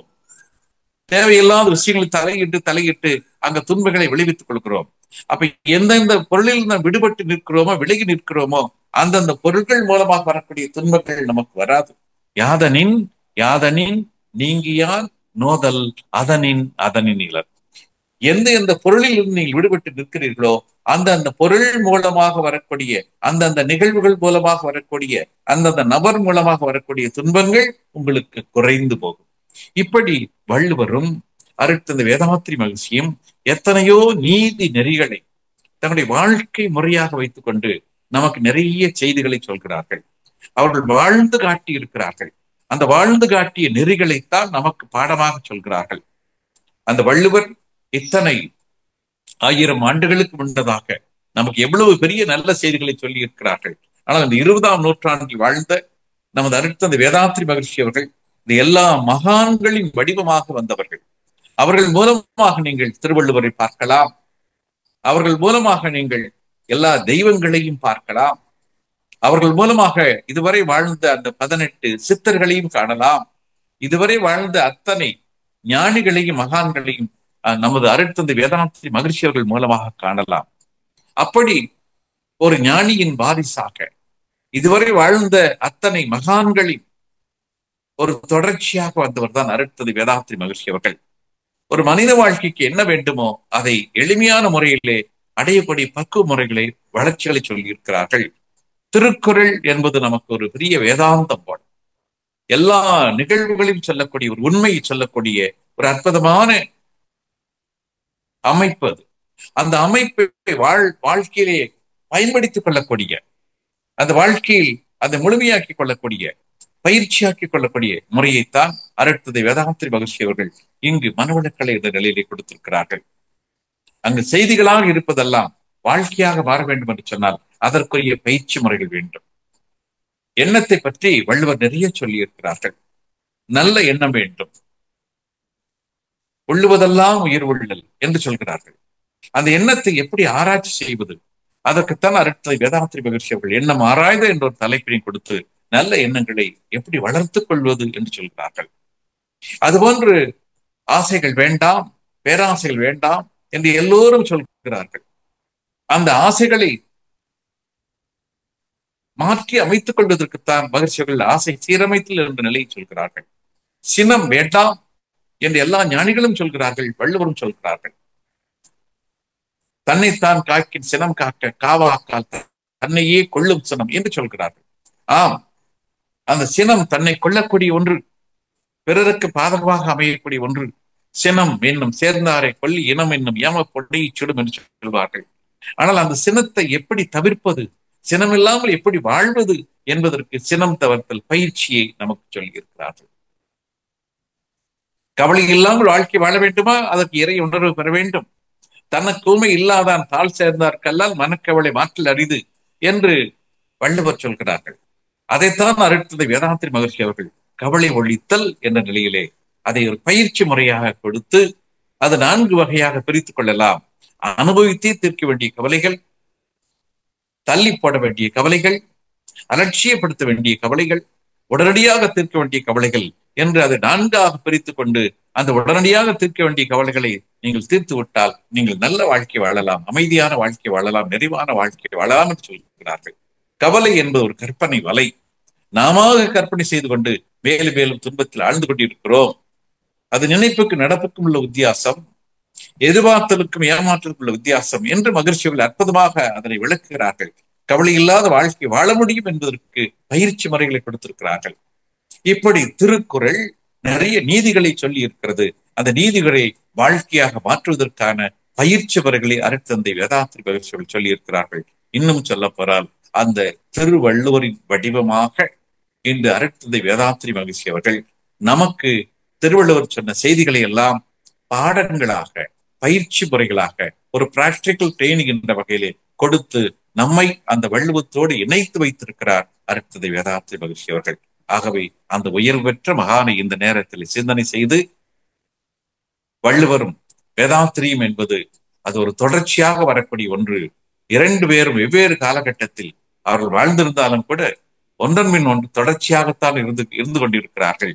ஆகவே வள்ளுவரை நாம் அருட்தந்தை வேதாத்ரி மகிழ்ச்சி அவர்கள் வள்ளுவருக்குள்ளாக இருப்பதாகவும் வேதாத்ரி மகிழ்ச்சிக்குள்ளாக வள்ளுவர் விளங்கிக் கொண்டிருப்பதாகவும், எப்படி என்னுள்ளே நீ உன்னுள்ளே நான் என்று மகிழ்ச்சியர்கள் சொல்கிறார்களோ அப்படி இருவரும் அந்த ஒன்றுக்குள் ஒன்றாக அடங்கி இருந்து உலக நன்மைக்காக செய்திகளை கொடுத்து கொண்டிருக்கிறார்கள் என்ற நினைவிலே இந்த உரையை நிறைவு செய்வோம். வணக்கம். வாழ்க வளமுடன், வாழ்க வளமுடன், வாழ்க வளமுடன். தற்பொழுது ஐயா அவர்கள் நம்முடைய கேள்விகளுக்கு சிறப்பான பதிலினை அளிக்க இருக்கின்றார்கள். கேள்வி கேட்க விரும்பும் நண்பர்கள் தங்களுடைய கைபேசிகளை தாங்களே அன்மியூட் செய்து கொண்டு கேள்விகளை மட்டும் சுருக்கமாக கேட்கும் பொழுது அது அனைவருக்கும் பயனுள்ளதாக அமையும் என்பதை தெரிவித்துக் கொண்டு, முதலாவது அன்பராக விஜயகுமார் ஐயா, ராம் ஐயா, நீங்க ஐயா கிட்ட பேசலாங்க ஐயா. வாழ்க வளமுடன். ஐயா வாழ்க வளமுடன். வாழ்க வளமுடன். சொல்லுங்க ஐயா. இப்ப இந்த கருத்துக்கள் அப்படியே இப்ப நீங்க பேசுறீங்க, அப்ப எடுத்துக்கிறப்ப ரொம்ப நல்லா இருக்குதுங்க. ஆனா பர்சனல் லைஃப்ல அப்ளை பண்றப்ப ரொம்ப கஷ்டமா இருக்கு. அதாவது ரீசெண்டா ஒரு நண்பர் எங்களுக்கு நம்பிக்கை துரோகம் மாதிரி பண்ணிட்டாங்க. நம்பிக்கை துரோகம்னா அதாவது எங்களுக்கு பொய்யா சொல்லி இது பண்ணி பணத்தால இல்ல, மனதளவுல எங்கள்கிட்ட ஒரு மாதிரி அவரை ப்ரொஜெக்ட் பண்ணி, ஆனா அவர் உண்மையிலே நம்மள்ட்ட காரியம் ஆகணுன்றதுக்காண்டி நல்லா பேசி இது பண்ற அந்த மாதிரி டைப் ஹஸ்பண்ட் ஒய்ஃப் அப்படின்றது லேட்டரா எங்களுக்கு தெரிஞ்சிச்சு. அவங்கள நான் ஒரு 2 மாசமா மன்னிக்கணும்னு ட்ரை பண்றேன், மன்னிக்கவே முடியலங்க. அவங்க மேல கோவம் வருது, கவலை வருது, அப்புறம் மகரிஷியோட கருத்துக்கள் வருது. ஒரு கன்ஃபியூஸ், அதாவது பழக்கத்துக்கு விளக்கத்துக்குமே இடையிலே இருக்கு. சரி மன்னிச்சிடலாம், அப்புறம் வாட்ஸ்அப் நம்பர் இதெல்லாம் பிளாக் பண்ணிடலாம் அப்படின்னாலும் அதுவும் கஷ்டமா இருக்குது. இப்ப நம்பர்லாம் டக்குன்னு பிளாக் பண்ணிட்டு அவங்க வருத்தப்படுவாங்க, நம்பர்லாம் பிளாக் பண்ணிட்டு அவங்க வருத்தப்படுவாங்களே அப்படின்ற மாதிரி தோணுது. ஒரு இதாவே இருக்குதுங்க. இதை விட்டுட்டு எப்படிங்க முழுமையா வெளில வருது? ஒரு ஐடியா சொல்லுங்கய்யா. என்னன்னாங்கய்யா, நம்ம நம்முடைய எதிர்பார்ப்புகள் ஒவ்வொருத்தரை பத்தியும் இருக்குது. ஒவ்வொரு மனிதருடைய வாழ்க்கை முறை, அவங்க அனுபவங்கள், இவையெல்லாம் சில வேறுபாடுகள் இருக்கு. இன்று பொதுவாகவே பார்த்தீங்கன்னாக்கும் அந்த நல்ல குணங்கள் கொஞ்சம் குறைவாகவும் சுயநலம் சார்ந்த குணங்கள் கொஞ்சம் அதிகமாகவும் போய்கொண்டிருக்கின்றன. இது இந்த காலத்துல ஒரு நீரோட்டத்தின் ஒரு அடிப்படை என்ற நிலையில் ஓடிக்கொண்டிருக்கிறது. ஆனாலும் அதையெல்லாம் மீறி மனவளக்கில் இருக்கக்கூடியவர்கள், ஆன்மீகத்தில் இருக்கக்கூடியவர்கள் அவர் நல்லவர்களாக வாழ்ந்து கொண்டிருக்கிறார்கள். இப்படி நல்லவர்களாக வாழ்வதனால கொஞ்சம் துன்பங்கள் இருந்தாலும் கூட தொடர்ந்து அவர்கள் நல்லவர்களாகவே வாழ ஆரம்பித்து விட்டால் ஒரு நிலையில் அந்த துன்பங்கள் இல்லாமல் போய்விடும். கொஞ்சம் ஆரம்பத்துல அந்த துன்பங்கள் ஒரு பாதிப்பை கொடுக்கக்கூடியதாக இருக்கும். ஆனால் அந்த துன்பங்களை அனுபவங்களாக மாற்றிக்கொள்ளக்கூடிய ஒரு பக்குவம் வருகின்ற போது கண்டிப்பாக துன்பங்களாக இருக்காது. இன்னொன்று, ஒவ்வொரு மனிதனுக்குள்ளும் ஒரு தெய்வத்தன்மை இருக்கிறது. இறைவன் அந்த உயிரினங்கள் வழியாகத்தான், மனிதர்கள் வழியாகத்தான் தனது செயல்பாடுகளை அவன் ஏற்படுத்தி கொண்டிருக்கிறான். இப்ப ஒவ்வொரு மனிதனுக்குள்ளும் ஒரு தெய்வத்தன்மை இருக்கிறது. இருந்தாலும் ஒவ்வொரு மனிதனும் தனக்குள்ள அடங்கியிருக்கிற தெய்வத்தன்மை உணராமல் ஏதோ தான் இந்த மனித உறவிலே ஒரு இன்பங்களை அனுபவிக்கூடியவனாக, பிறர் துன்பத்தை தரக்கூடிய மனிதனாக அவன் வாழ்ந்து கொண்டிருக்கிறான். ஆகவே உங்களுக்கு துன்பம் கொடுக்கிறார்கள் என்று சொன்னால், தெரிந்து கொண்டே உங்களை ஏமாற்றுகிறார்கள் என்று சொன்னால் அவர்கள் பாவம், இன்னும் உண்மையை உணரவில்லை. அவர்கள் எவ்வளவு உங்களுடைய மனதை துன்பப்படுத்துகிறார்களோ அந்த அளவிற்கு அவர்கள் துன்பத்தை அனுபவிக்கப் போகிறார்கள். இது காலத்தின் கட்டாயம். அதைத்தான் மகிழ்ச்சி அவர்கள் கருமையம் என்ற நிலையில சொல்கிறார்கள். பதிவுகள் பதிந்தால் அதற்குரிய துன்பங்களை அவர்கள் அனுபவித்துத்தான் ஆக வேண்டும். நீங்களே நாளைக்கு போய் தடுத்தாலும் அதை நிறுத்த முடியாது. உங்களுடைய மனதை எந்த அளவில் பாதிப்பு அடை செய்கிறார்களோ அந்த அளவுக்கு பாதிப்பு அவர்கள் தனது வாழ்க்கையில் அடைந்துதான் தீர வேண்டும். அது செயல்வழி தத்துவத்துடைய நிகழ்வு. அதனால நீங்க அவங்கள பார்த்து மனசுக்குள்ள ஒரு பரிதாபப்படணும். ஐயோ, இன்னைக்கு நம்மளை கஷ்டப்படுத்துறாங்க, நாளைக்கு இது பல மடங்காக அவங்க அனுபவிக்க போறாங்களே, உண்மை தெரியாமல் இப்படி தொடர்ந்து செய்து கொண்டிருக்கிறார்களே என்று நீங்கள் அவர்கள் மீது ஒரு கருணை காட்ட வேண்டும். நீங்க அவங்கள மகிழ்ச்சியன் அப்படி வாழ்த்திட்டு வாங்க. உங்களுடைய நியாயம் என்ற தன்மையில் குறையாமல், உங்களுடைய புனிதம், தூய்மை என்ற தன்மையில் குறையாமல் நீங்க வைத்துக் கொண்டு அவர்களை வாழ்த்து கொண்டு வாருங்கள். கண்டிப்பாக அவருடைய மனதிலே மாற்றம் வரும். அல்லது உங்க அளவுக்கு அவங்க துன்பம் செய்யாமல் ஒதுங்கிக் கொள்வார்கள்.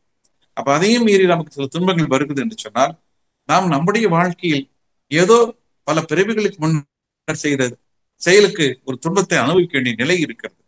அது இவர்கள் மூலமாக நமக்கு வந்து கொண்டிருக்கிறது என்று நினைத்துக் கொண்டு அவர்கள் மீது நாம் வருத்தம் கொள்ளாமல் அவர்களும் நல்லவர்களாக மாற வேண்டும் என்று நினைத்து பாருங்கள். ஏன்னா உங்களுக்கு இன்னைக்கு இவங்க துன்பத்தை கொடுத்தா கூட என்றைக்கோ யாருக்கோ நம்ம தெரிஞ்சோ தெரியாமல கொடுத்த நிலைக்கு இன்று இவர்கள் மூலமாக நமக்கு அந்த துன்பம் வந்து கொண்டிருக்கிறது. பாவம், அவர்களும் அதனை செய்கிறார்கள், திரும்பி அதற்குரிய தண்டனை அவர்கள் அனுபவிக்க போகிறார்கள் என்ற உணர்வு இல்லாமல் அதை செய்து கொண்டிருக்கிறார்கள். ஆகவே அவர்களை நீங்கள் மனதார வாழ்த்துங்கள். வாய்ப்பு கிடைக்கின்ற போது பக்குவமாக சொல்லுங்கள். அவர்களை நல்லவர்களாக மாற்றுவதற்கு ஏதாவது வாய்ப்பு இருக்கிறது என்று பாருங்கள். அவர்கள் துன்பப்பட வேண்டும் என்று நீங்கள் மனதில் நினைக்க வேண்டாம். அவர்கள் நல்லவர்களாக மாற வேண்டும். இது துன்பம் என்பதை அவர்கள் உணர வேண்டும். உங்களை மாதிரி எத்தனையோ இடத்துல துன்பத்தை தொடர்ந்து கொடுத்துட்டு இருப்பாங்க. அதெல்லாம் மொத்தமா அக்யூமுலேட் ஆகி வரும்போது ஒரு காலத்தில் அவர்கள் தவிர்க்க முடியாத, தாங்க முடியாத துன்பத்துக்கு ஆளாவார்கள். அது எதிர்காலத்தில் நடக்கக்கூடிய நிகழ்வு. அதனால நீங்க இப்ப அவங்க மேல ஒரு பரிதாபப்படணும். அவங்க நல்லவங்களை மாற வேண்டும் என்று சொல்லி வாழ்த்தி பாருங்கள். செயல் விளைவு தத்துவம் வீணாகாது. நீங்கள் எவ்வளவு பொறுத்து கொண்டீர்கள், கண்டிப்பாக அந்த பொறுமைக்குரிய பலன் உங்களுக்கு கிடைத்து தீரும். அதுபோன்று உங்களை எவ்வளவு அவர்கள் சோதனை செய்தார்கள், வற்புறுத்தினார்கள், கஷ்டப்பட வச்சாங்க, அதை போய் தண்டனையை அவர்கள் அனுபவித்தாக ஆக வேண்டும். இது செயல் விளைவு தத்துவம், கர்மா தீரி. இது யாரும் மாற்ற முடியாது. ஆகவே இந்த நிலையை அறிந்து கொள்ளாமல் அவர்கள் தவறு செய்து கொண்டிருக்கிறார்கள். பாவம் அவர்கள் தெரியாமல் செய்கிறார்கள். திரும்ப மீண்டும் அதற்கு பல மடங்காக துன்பத்தை அனுபவிக்கப் போகிறார்களே என்று எண்ணி அவர்களை மன்னித்து விட்டு உங்க மனசுக்குள்ள நீங்க மன்னிச்சிடணும். அவங்க சின்னவங்களோ பெரியவங்களோ அப்புறம் யார் துன்பத்தை பிறருக்கு விளைவிக்கூடியவர்கள் இருந்தாலும் அவர்கள் சிறியவர்கள் தான், ஒரு சந்தேகம் கிடையாது. அதை தாங்கிக் கொள்ளக்கூடிய நிலையில் இருப்பவர்கள் நீங்கள் பெரியவர்கள் தான், அது ஒன்றும் சந்தேகம் கிடையாது. ஆக நீங்கள் அவர்களை மனதார மன்னித்து விடுங்கள். அவங்க நல்லா இருக்க வேண்டும் என்று நினையுங்கள். அந்த துன்பத்தை செய்யக்கூடிய நிலை சூழ்நிலையிலிருந்து விடுபட்டு அவர்கள் நல்லவர்களாக மாற வேண்டும். இல்லை என்று சொன்னால் இது பல மடங்காக அந்த துன்பத்தை அவர்கள் அனுபவிக்கப் போகிறார்கள் என்று அந்த நிலை தெரியாமல் செய்து கொண்டிருக்கிறார்கள். அதற்காக நீங்கள் அவர் மீது பரிதாபப்பட வேண்டும். நீ மனதார வாழ்த்திட்டு வாங்க. கொஞ்சம் துன்பம் வரும்போது அதை தாங்கிக் கொள்வதற்கு உங்களை தயார் செய்து கொள்ளுங்கள். ஏன்னா துன்பங்கள் தான் ஒரு மனிதனை பலப்படுத்துகிறது, உறுதிப்படுத்துகிறது, அவனுக்கு அனுபவத்தை கொடுக்கிறது. அப்ப ஒரு அனுபவத்தை கொடுப்பதற்காக இறைவன் இவர்கள் மூலமாக உங்களுக்கு சில நிகழ்வுகளை கூட கொடுப்பதாக இருக்கலாம். ஒரு தங்கம் அப்படியே வச்சிருந்தா அது நகையாகாது. அதை காய்ச்சணும், உருக்கணும், அடிக்கணும், இழுக்கணும், தகடா மாத்தணும், கம்பியா மாத்தணும், அப்பதான் நகையாக மாறும். இப்படி செய்தால்தான் ஒரு சாதாரண தங்கம் நகையாக மாறும். ஆக ஒரு சாதாரண மனிதன் நல்லவனாக மாற வேண்டும், உயர்ந்தவனாக மாற வேண்டும், தெய்வத்தை உணரக்கூடியவனாக மாற வேண்டும் என்று சொன்னால் அதற்கு இயற்கை எப்படி தங்கத்தை காய்ச்சி அடிச்சு உருக்கி இழுத்தா தான் நகையா மாறுமோ, அது போன்று நமக்கு சில துன்பங்கள் வருகின்ற போதுதான் நாம் பக்குவப்படுகிறோம், அடுத்த நிலைக்கு உயர்கிறோம். அந்த வகையில் இவர்கள் ஏதோ ஒரு வகையில் உங்களுக்கு உதவி செய்து கொண்டிருக்கிறார்கள் என்பதை மட்டும் மனதிலே வைத்துக் கொண்டு அவருடைய மனமாற வாழ்த்துங்கள், மனதார மன்னித்து விடுங்கள். உடைய மனதிலே அது ஒரு உறுத்தலாக தெரியாது, துன்பமாக தெரியாது, அது அனுபவமாக மாறிவிடும். வாழ்க வளமுடன். ஐயா வாழ்க்கை முடியுங்க. இன்னொரு கேள்விங்க, அதாவது மகரிஷி ஐயாவோட இதுல இப்ப குற்றம் யாராவது பண்றாங்க அப்படின்னா அதை குற்றமா கூட நினைக்க கூடாது. அதாவது 5 ஒழித்து 5 இது பண்ணுங்க அப்படின்ற ஒரு கவியில சொல்லியிருப்பாங்க. அந்த குற்றம் இதை குற்றம்னு கூட நினைக்காதீங்க. நீங்க குற்றம்னு நினைக்கிறதுனால தானே குற்றமா மாறுறீங்க, உங்க மனம் மாறுது. அந்த நிலைக்கு மனசை எப்படி உயர்த்திக்கிறதுன்னு தெரியலைங்க. இல்லைங்க, அது அந்த உயர்ந்த குணம் உங்களுக்குள்ள இருக்கிறதுனாலதான் இந்த கேள்விகள்லாம் வந்திருக்கு. அதனால அது தானா வருங்க. நம்முடைய பயிற்சிகள், மகிழ்ச்சி கொடுத்த பயிற்சிகள் மட்டும் அன்றாட கொஞ்ச நேரம் மகிழ்ச்சி கொடுத்த பயிற்சி, காய்கள், தியானம், அகத்தாய்வு நீங்க கொஞ்சம் கொஞ்சம் எடுத்துட்டு வாங்க. அந்த எல்லா உயர்வுகளும் தானாக சேரும், சந்தேகமும் கிடையாதுங்க. நாம் செய்யக்கூடிய தியானமும் தற்சோதனையும் ஒவ்வொரு நாளும் ஒரு படியை உயர்த்தி கொண்டு வரும். ஒரே நாள்ல கிடைக்காது, ஆனா கொஞ்சம் கொஞ்சமா அந்த உயர்வை கொடுத்து கொண்டு வரும். உங்களுக்குள்ளும் தெய்வத்தன்மைதான் இருக்கிறது, அந்த உயர்ந்த குணங்கள் இருக்கின்றன. ஆகவே அன்றாடம் தியானம் செய்யுங்கள், அன்றாடம் மற்றவர்கள் நன்றாக இருக்க வேண்டும் என்பதற்காக வாழ்த்தி கொண்டு வாருங்கள். கண்டிப்பாக அந்த எதுவெல்லாம் உயர்ந்த குணங்கள் நமக்கு அப்பாற்பட்டது என்று மனம் தோன்றுகிறதோ அதுவெல்லாம் உங்களுடைய சொந்த குணங்களாக மாறிவிடும். அது இயல்பு, இது மாயம் கிடையாது, மந்திரம் கிடையாது. பயிற்சிகளை செய்தால் அது தானாக மாறிவிடும். ஆகவே எல்லா உயர்ந்த குணம் எப்படி சாமிஜிக்கு அந்த உயர்ந்த குணங்கள் இருந்ததோ, அந்த குணங்கள் தான் இன்று அவரை மகானாக மாற்றி இருக்கிறதோ, அந்த உயர்ந்த குணங்கள் சாமிஜியை பின்பற்றக்கூடிய அத்தனை பேருக்கும் வரத்தான் செய்யும். அது வந்தே ஆகும். அவரவர்கள் எடுத்துக்கொள்ளக்கூடிய முயற்சிக்கு ஏற்ப சிலருக்கு வேகமா வந்துடும், நிறைய வந்துடும். முயற்சி குறைவாக இருக்கின்ற போது மெதுவா வரும், குறைவா இருக்கும். ஆனால் எல்லாரிடமும் அந்த மாற்றங்கள் வந்து கொண்டே இருக்கும். நீங்களும் அந்த உயர்ந்த நிலையை நோக்கி நகர்ந்து கொண்டுதான் இருக்கிறீர்கள். வாழ்க வளமுடன். வாழ்க. நன்றிங்க, அருமையான வணக்கம். நன்றிகள் ஐயா. வாழ்க வளமுடன். நன்றி. அடுத்ததாக உமையாலம்மா, நீங்க ஐயா கிட்ட பேசலாங்க அம்மா. வாழ்க வளமுடன். உமையாலம்மா, நீங்க ஐயா கிட்ட பேசலாம். ஐக்கு ஒரு முறை டச் பண்ணிட்டு பேசுங்கம்மா.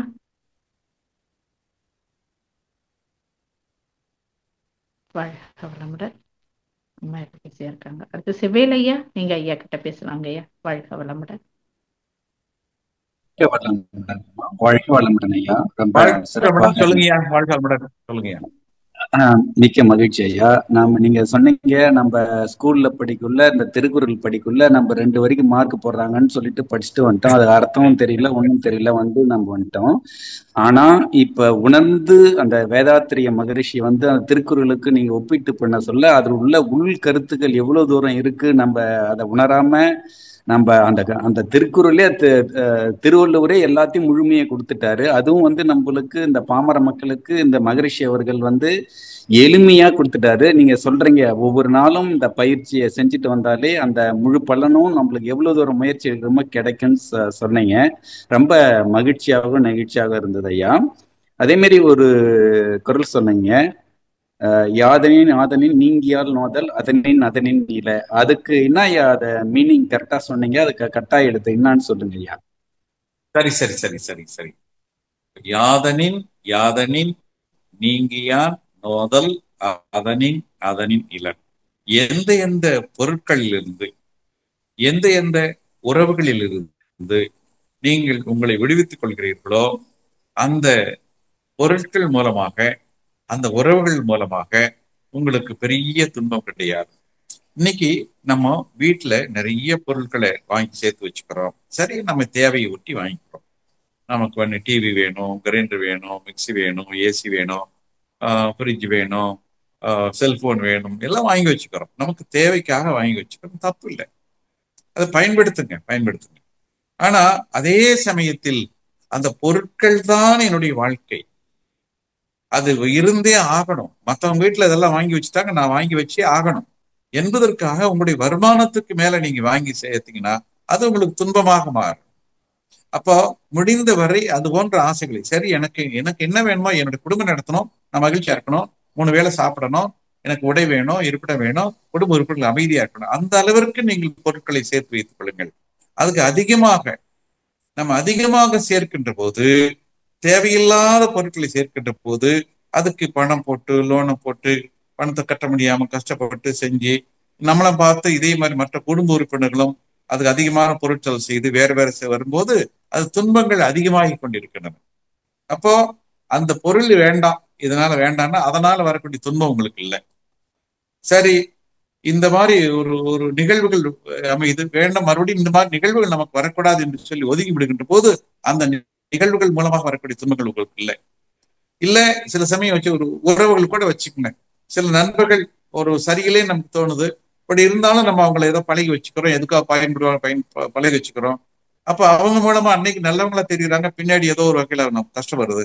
அப்ப முதல்லயே கொஞ்சம் வேறுபாடு தெரிகின்ற போது முடிஞ்ச வரைக்கும் நம்ம கொஞ்சம் ஒதுங்கி இருந்துருவோம் என்று இருந்திருந்தா கண்டிப்பாக அவர்கள் மூலமாக வரக்கூடிய துன்பங்கள் நமக்கு தவிர்த்திருக்கும். அன்னைக்கு நினைக்கிறோம், சரி ஏதோ ஒரு வகையில் இவங்களுக்கு நன்மை செய்வாங்க போல இருக்கு, நமக்கு ஒரு ஆதாயமா இருக்கும் போல இருக்கு என்று நினைத்து அவங்களுக்கு ஒரு நல்ல ஒரு வழி விடுக்கிறோம், ஒரு ஆழமான நட்பை கொண்டு வந்துடுறோம். ஆனா கடைசிக்கு அவர்கள் மூலமாக அவங்க மனசு முதல்லயே சொல்லிச்சு பழகும் போதே கொஞ்சம் ஜாக்கிரதையா பழகுன்னு சொல்லி நீங்க விட்டுட்டீங்க, இன்னைக்கு கொஞ்சம் அதிகமாக பழகிட்டோம், அது ஒரு துன்பமா மாறுது. இப்ப முடிந்த வரை எந்தெந்த பொருட்கள் உங்களுக்கு அல்லது நபர்கள் ஒரு துன்பத்தை கொடுப்பார்கள் என்று தெரிகிறதோ அது ஆரம்பத்துல உங்க மனம், உங்களுடைய அடிமனம் சொல்லும். நீங்க பேசும்போது அடிமனம் சொல்லும், இது கொஞ்சம் ஜாக்கிரதையா இருப்பான்ட்டு. அங்கேயே நீங்க கொஞ்சம் சுதாரிப்பா இருந்தீங்கன்னாக்கா அந்த துன்பத்தை தவிர்த்திருக்கலாம். யாதனின் யாதனின் நீங்கியா நோதல். அந்த நேரத்துல நீங்க அதை அலோவ் பண்ணிக்கிட்டு சரி பரவாயில்ல இருக்கட்டும், இதுவும் நமக்கு நல்லதுதான் என்று நீங்கள் சேர்த்துட்டு திரும்பி அவர்கள் மூலமாக துன்பம் வரும்போ ஐயோ துன்பம் வந்துருச்சு அப்படின்னாக்கா நீங்க தான் அதை உருவாக்குனீங்க, நீங்க தான் அந்த நட்பை ஏற்படுத்திட்டீங்க, நீங்க தான் அந்த தொடர்பை வச்சுட்டீங்க, நீங்க தான் அவர்கள் மூலமாக அந்த காரியத்தை செய்ய ஆரம்பிச்சீங்க. இன்னைக்கு அது துன்பமா மாறிச்சுன்னா என்ன பண்றது, அதுக்கு நீங்க தானே காரணம்.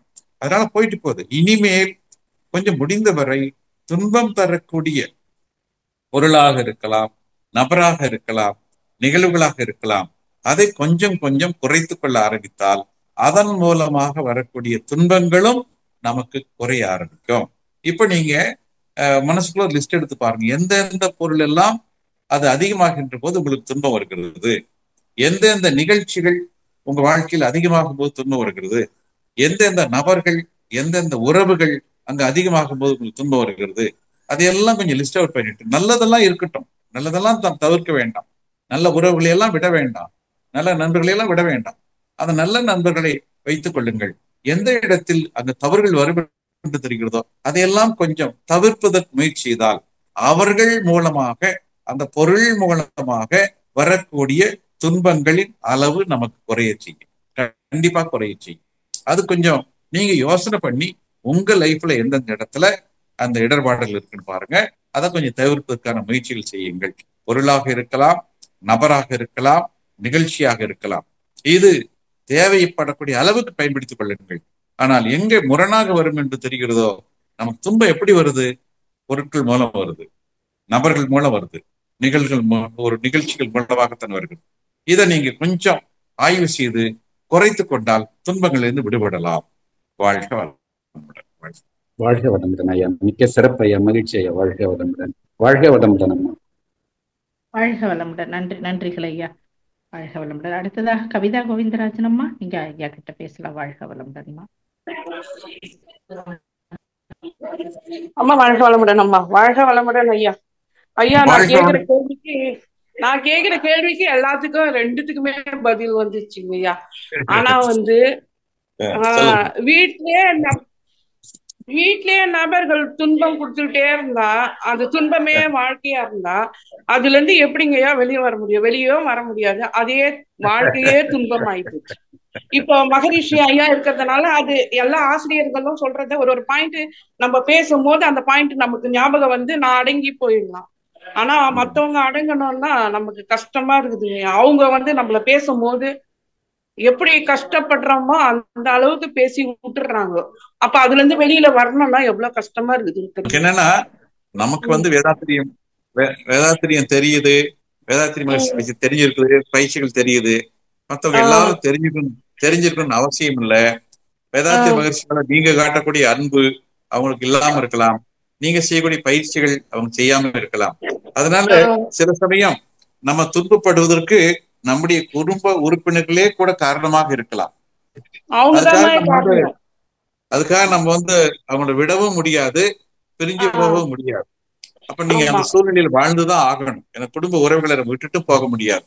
இப்போ நமக்கு நீங்க வேதாத்திரியத்தில் பற்று அதிகமா இருந்தாலும் கூட மற்றவர்கள் உங்களுக்கு சில துன்பங்கள் கொடுக்கின்ற போது நீங்க நம்ம மகிழ்ச்சி சொன்னபடி முடிந்த வரை நம்ம குடும்ப உறுப்பினர்கள் துன்பம் கொடுக்கின்ற போது அதை நம்ம பக்குவமா ஏற்றுக்கொள்ளலாம், தப்பு இல்லை. அதே சமயத்தில் அவங்க மீண்டும் மீண்டும் துன்பம் கொடுக்காமல் இருப்பதற்கு என்ன வழிகள் என்று பாருங்கள். முதல்ல மனதார அவர்களை வாழ்த்து கொண்டுவார்கள். குடும்ப உறுப்பினர்கள் துன்பம் கொடுக்குறாங்கனாக்கோ ஏதோ நாம் செய்த செயல்கள், அந்த செயல்களை மனதிலே வைத்துக் கொண்டு நமக்கு துன்பம் கொடுப்பதற்கு அவர்கள் திட்டமிட்டுக் கொண்டிருக்கிறார்கள். நாம் தெரிந்தோ தெரியாமலோ அவர்கள் மனதில் ஏதோ ஒரு தவறான எண்ணங்களை விதைத்திருக்கிறோம். அதுக்கு பல காரணங்கள் இருக்கலாம். அந்த எண்ணங்களை அடிப்படையாக வைத்துக் கொண்டு அவர்கள் நமக்கு துன்பம் கொடுப்பதற்கு துடித்துக் கொண்டிருக்கிறார்கள். இப்போ நம்ம அவங்கள உடனே நம்ம திருத்த முடியாது. நம்ம எந்த இடத்துல அவங்க மனசுக்கு ஒரு புண்படுத்தி இருக்கிறோம், அப்ப அந்த நம்முடைய செயல்பாடுகளை அதை ஏதாவது கொஞ்சம் மாற்றிக்கொள்ள முடியுமா என்று பாருங்கள். அதுக்குத்தான் மகிழ்ச்சி நமக்கு இந்த வாழ்த்தும் பயணம் என்று கொடுத்து, அதனால்தான் நாம் வாழ்த்துகின்ற போது நாம் தெரிந்தோ தெரியாமலோ எந்த இடத்தில் அவர்களுக்கு ஒரு இடர்பாடு கொடுத்தோமோ அந்த இடர்பாடு இல்லாமல் நம்முடைய வாழ்க்கை அமையும். இன்னொன்று, அவர்கள் மனதுக்குள்ளே நம்மை பற்றி இருக்கக்கூடிய ஒரு தவறான உணர்வுகள், அந்த உணர்வுகள் கொஞ்சம் கொஞ்சமாக மாறும். நம்ம வாழ்த்த வாழ்த்த வாழ்த்த அவர்கள் மனதிலே நம்மை பற்றி இருக்கக்கூடிய அந்த தவறான எண்ணங்கள் கொஞ்சம் கொஞ்சமாக குறையும். இன்னும் சொல்ல போனால் ஒரு படி அதிகமாக சென்று, இங்கதான் நம்ம அந்த வெற்றி அடைவதற்கான சுருக்கமான வழி. யாரெல்லாம் உங்களுக்கு துன்பம் கொடுக்கிறார்களோ அவர்களுக்கு இன்னும் கொஞ்சம் அதிகமான உதவி செய்யுங்கள். அவர்கள் மீது கொஞ்சம் அதிகமான அன்பு காட்டுங்கள். இது கொஞ்சம் நம்ம செய்யறதுக்கு கஷ்டம்தான், ஆனா செய்தா வெகு விரைவில் நாம் அதிலிருந்து மாற்ற முடியும். யாரெல்லாம் துன்பம் கொடுக்கிறார்களோ இன்னா செய்தாருக்கும் இனியவே செய்யாக்கால் என்ன பயத்ததோ சால்பு என்று வள்ளுவர் சொல்கிறார்கள். துன்பம் கொடுத்தவர்களுக்கும் நாம் சரியான நேரத்தில் உதவி செய்தால் அதுதான் மனிதனுடைய உயர்ந்த பண்பு என்று வள்ளுவர் சொல்கிறார். அதனால யாரெல்லாம் உங்களுக்கு துன்பம் கொடுக்குறாங்களோ, நம்ம செய்யறது கஷ்டம், வாயில சொல்றதுக்கு ஈஸி, செய்யறது கஷ்டம். ஆனா யாரெல்லாம் உங்களுக்கு துன்பம் கொடுக்கிறார்களோ அவர்களுக்கு எந்த வகையில் நீங்கள் உதவி செய்ய முடியும் என்று நினைச்சு பாருங்க. அதுல 1, 2 செய்ய ஆரம்பிங்க. சீக்கிரமா அவங்க மனசு மாறி உங்களுக்கு தேவையான உதவிகளை செய்வாங்க. ஆனா நமக்கு அவ்வளவு சுலபமா உதவி செய்ய மனசு வராது. ஏற்கனவே துன்பம் கொடுக்குறாங்க, இவங்களுக்கு போய் எப்படி நம்ம உதவி செய்யுது அப்படின்னு நினைப்போம். ஆனா அந்த இடத்துலதான் நம்ம கொஞ்சம் வேதாந்தரியத்தில் ஆழமாக இருந்து நமக்கு துன்பம் கொடுப்பவர்களுக்கும் ஏதாவது நாம் நன்மை செய்ய முடியுமா, அவர்களுக்கு உதவி செய்ய முடியுமா என்று பாருங்கள். அப்படி சின்ன சின்ன உதவிகளை அவர்கள் செய்ய ஆரம்பித்தால் அவர்கள் வெகு விரைவாக மாறி உங்களுக்கு வேண்டிய நன்மைகளை செய்ய ஆரம்பிச்சிருவாங்க. அந்த இடத்துலதான் நம்ம பொறுமையா இருந்து அதற்கான நிலைகளை மாற்றிட்டோம்னா சீக்கிரமா ஒரு மாற்றம் வரும். நன்றிங்கய்யா. அதே மாதிரி பொருள் இல்லைன்னா கூட மதிப்பே இல்ல, பொருள் இருக்கணும் கண்டிப்பா, அப்படி இல்லைனாலும் மதிக்க மாட்டேன்றாங்க. பொருள் இல்லாதவருக்கு இவ்வுலகம் இல்லை, அருள் இல்லாதவருக்கு அவ்வுலகம் இல்லைன்ற மாதிரி இப்ப நம்ம கண்கூடா டெய்லி பாக்குறோம் எல்லாத்தையுமே. கண்டிப்பா பொருள் வேணுமா, பொருள் என்பது நம்ம சிக்கனமா இருக்கணும், நமக்கு ஒரு சேமிப்பு வேணும், நம்முடைய உழைப்பின் மூலமாக அந்த பொருள் வந்ததா இருக்கணும். அது மாதிரி நீங்க உங்களுடைய உழைப்பின் மூலமாக வந்த பொருளை பத்திரப்படுத்தி வச்சுக்க, கொஞ்சம் சிக்கனமா இருந்து கொஞ்சம் சேர்த்து வச்சுக்க. அதே சமயத்தில் நம்முடைய பொருளை சரியான முறையில் பயன்படுத்தி மற்றவர்களுக்கும் தேவைப்படுகின்ற போது அதை பக்குவமான நிலையில் நாம் அதை பயன்படுத்தலும் வச்சுக்கணும். அப்படியே சேர்த்து வச்சு பிரயோஜனம் இல்லை. சேர்த்து வச்சு கடைசியில் யாருக்குமே இல்லாம போயிடுச்சுனாக்கா நாமும் பயன்படுத்தாம பிறரும் பயன்படுத்தாமல் சேர்த்து வைத்திருந்தால் அதுவும் நல்லது. அதே சமயத்தில் நமக்கு தேவையா இருக்கணும், மற்றவர்களுக்கும் பயன்படக்கூடிய வகையில நீங்க இருக்கணும். அப்படி நீங்க திட்டம் போட்டு செய்யுமா, கண்டிப்பாக குருவை நம்புங்கள், குருவை கெட்டியா பிடிச்சுக்கங்க, குருவுடைய உதவி உங்களுக்கு கிடைக்கும், எல்லா துன்பங்களிலிருந்தும் நீங்கள் விடுபட முடியும். வாழ்க வளமுடன். நன்றிங்கய்யா, வாழ்க வளமுடன் ஐயா. ஒரு வகுப்பு எடுத்த மாதிரியே இருந்துச்சுங்கய்யா எனக்குன்னு. வாழ்க வளமுடன், வாழ்க வளமுடன் அம்மா. நன்றி அம்மா, நன்றிகள் ஐயா, வாழ்க வளமுடன். அடுத்ததாக வள்ளிநாயகி முத்துக்குமார் அம்மா, நீங்க பேசலாம் ஐயா கிட்ட. வாழ்க வளமுடன் அம்மா. வாழ்க வளமுடன் அம்மா. அம்மா வாழ்க வளமுடன். பேசுங்க ஐயா. ஐயா வாழ்க வளமுடன். வாழ்க வளமுடன். சொல்லுங்கம்மா. ஐயா எனக்கு இந்த காயகல்பத்துல ஒரு டவுட்டு. சொல்லுங்கம்மா. இந்த குழந்தை வேண்டி காயகல்பம் பண்ணணும் அப்படின்னு சொன்னா அதுக்கு முறைகள் எதுவும் மாற்றம் இருக்குதா? இல்லம்மா, நம்ம எப்பவும் பண்ணக்கூடிய காயகல்பத்தை அவங்க ரெகுலரா நல்லா செய்ய சொல்லுங்கம்மா. காயகல்பத்துல அசனி முத்திரை, ஓஜஸ் மூச்சு என்பதுதான் முக்கியம். போடக்கூடாது அப்படின்னாங்களே, அதுக்காக கேக்குறேன். இல்லம்மா, நார்மலா நீங்க அந்த ஓஜஸ் தினம் காலையில் செய்யக்கூடிய 3 பயிற்சிகள், மாலையில் செய்யக்கூடிய 3 பயிற்சிகள், உணவு சாப்பிடும்போது செய்யறது, ராத்திரி தூங்கும்போது செய்யறது, அதுல எல்லாத்துலயும் நீங்க ஓஜஸ் போடலாம். அதாவது அந்த காயல் பயிற்சி புத்தகத்துல பாத்தீங்கன்னாக்கும் அவர்கள் அந்த கணவன் மனைவி அந்த ஒன்று சேர்த்து தாம்பத்தியத்தில் இருக்கும்போது ஆண்கள் ஓஜஸ் மூச்சு போடக்கூடாது என்ற ஒரு அறிவுறுத்தல் இருக்கும். குழந்தை வேணும்னு நினைக்கிறவங்க அந்த ஆண்கள் அந்த ஓஜஸ் மூச்சு போடக்கூடாது. ஆனா சாதாரண நிலைகளில் அவர்கள் ஒவ்வொரு தடவையும் செய்யும் போது அந்த ஓஜஸ் மூச்சு போட்டு வந்தாதான் அது உடல் முழுவதும் ஆற்றல் பரவும். இல்லாட்டி மூளை அளவுக்கு நின்றும் அறிவாளிகளா இருப்பாங்க, ஆனா உடல் முழுவதும் பரவனாதான் அது அது நம்முடைய அந்த ஜனன உறுப்புகளுக்கெல்லாம் அந்த ஆற்றல் போனாதான் அங்க மாற்றம் வரும். அதனால ஒவ்வொரு முறை காயல் பயிற்சி செய்கின்ற போதும் ஓஜஸ் போடணும், உடல் முழுவதும் பரப்பணும். இன்னும் தேவைப்பட்டா உடம்புல எந்தெந்த இடத்துல ஒரு குறைகள் இருக்குன்னு தெரியுதோ அந்த இடத்துல ஓஜஸ் பயிற்சி போடும்போது கொஞ்சம் அதிகமா நினைங்க, அங்க போய் அது சீக்கிரமா சரி செய்யட்டும். அவர்கள் குழந்தை வேணும்னு நினைக்கிறவங்க அந்த கணவன் மனைவி அந்த தாம்பத்திய நிலையில ஆண்கள் ஓஜஸ் மூச்சு போடக்கூடாது. அது ஒண்ணுதான ஒழிய சாதாரண நிலைகளில் அசனி முத்திரையும் ஓஜஸ் மூச்சு செஞ்சாதான் உடல் முழுவதும் ஆற்றல் பரவும். உடம்புல எந்த உறுப்புல குறை இருந்தாலும் அந்த குறை சரியாகும். பெரும்பாலும் ஒரு குழந்தை பிறக்கிறதுல முக்கியமா அவருடைய அந்த ஜனன உறுப்புகள், அந்த ரீப்ரடக்டிவ் சிஸ்டம் என்று சொல்லக்கூடியது, அங்கு சில குறைகள் இருந்தால் அது குழந்தை பிறக்கிறது தாமதமாகும். ஆனா ஓஜஸ் மூச்சு போட்டு அந்த இடத்துக்கு எனர்ஜி பரப்புனீங்கன்னா அந்த எனர்ஜி அங்க போய் சேரும்போது அந்த குறைகள் நீங்கிவிடும். அதனால தாராளமா ஓஜஸ் மூச்சு போடலாம். முறையாக செஞ்சு போட சொல்லுங்க. அந்த தாம்பத்திய நிலையில மட்டும் வேண்டாம், அவ்வளவுதான். சரி ஐயா, ரொம்ப நன்றி ஐயா. வாழ்க வளம். வாழ்க வளமுடன்மா. வாழ்க வளமுடன் ஐயா. சாம்சங் SM-A042F உங்க பேரை சொல்லிட்டு நீங்க ஐயா கிட்ட பேசலாம். வாழ்க வளமுடன்.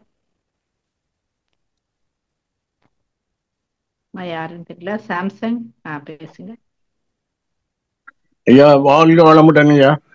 இந்த திருக்குறளும் திருவள்ளுவரும் வேதாத்திரிய பத்தி ரொம்ப அருமையா எனக்கு சிறந்த சிந்தனை உரையா. நானும் டெய்லி என்ன ஒரு 10 குறளை எழுதி பார்த்து பார்க்காம எழுதி பார்த்துக்கிட்டு வந்துகிட்டு இருக்கேன். சிறப்புரை இந்த இதுல அரண் வலியுறுத்தல்ல அறத்தாறு இது என வேண்டா சிவி அந்த திருக்குறளுக்கு கொஞ்சம் ஒளிப்புரை சொன்னீங்கன்னா பரவாயில்லையா? ஆமா, அறத்தார் இது விட வேண்டாம். அதாவது இப்போ ஒரு சிவிகை பல்லக்கென்ற நிலையில வரக்கூடியது. இப்ப அந்த காலத்துல எல்லாம் பாத்தீங்கன்னா ராஜாக்கள் பெரியவங்களை எல்லாம் வச்சு தூக்கிட்டு போவாங்க. அந்த தூக்கிட்டு போறதுக்கு 4 பேர் இருப்பாங்க, மேல உட்காந்துட்டு போவாங்க. இது என்னன்னாக்கும் எப்படி அந்த தூக்கி கொண்டு செல்பவர்களுக்கும் மேலே அமர்ந்து செல்பவர்களுக்கும் ஒரு வேறுபாடு இருக்கிறதோ, அது நம்ம உயர்வு தாழ்வு என்று சொல்வதை விட ஒரு ஞானிகள் அந்த காலத்துல யார அப்படி உயர்வா கொண்டு போவாங்க, ஒரு ஞானிகள் மகான்களை எல்லாம் அந்த உயர்ந்த நிலையில் வைத்து ஒரு சாதாரண நிலையில் தூக்கிட்டு போவாங்க. அப்போ அந்த ஞானிகளுக்கு ஒரு பெருமை கொடுப்பதற்காக செய்த செயல்னு வச்சுங்களேன். அப்போ இந்த ஞானிகளுக்கும் அதை தூக்கி செல்பவர்களுக்கும் ஒரு அறிவு ரீதியான ஒரு வித்தியாசம் இருக்கத்தான் செய்யும். அதுபோன்று யாரெல்லாம் அறம் செய்கிறார்களோ தர்மம் செய்கிறார்களோ அவர்கள் தனக்கு உயர்வை நினைக்க வேண்டாம்.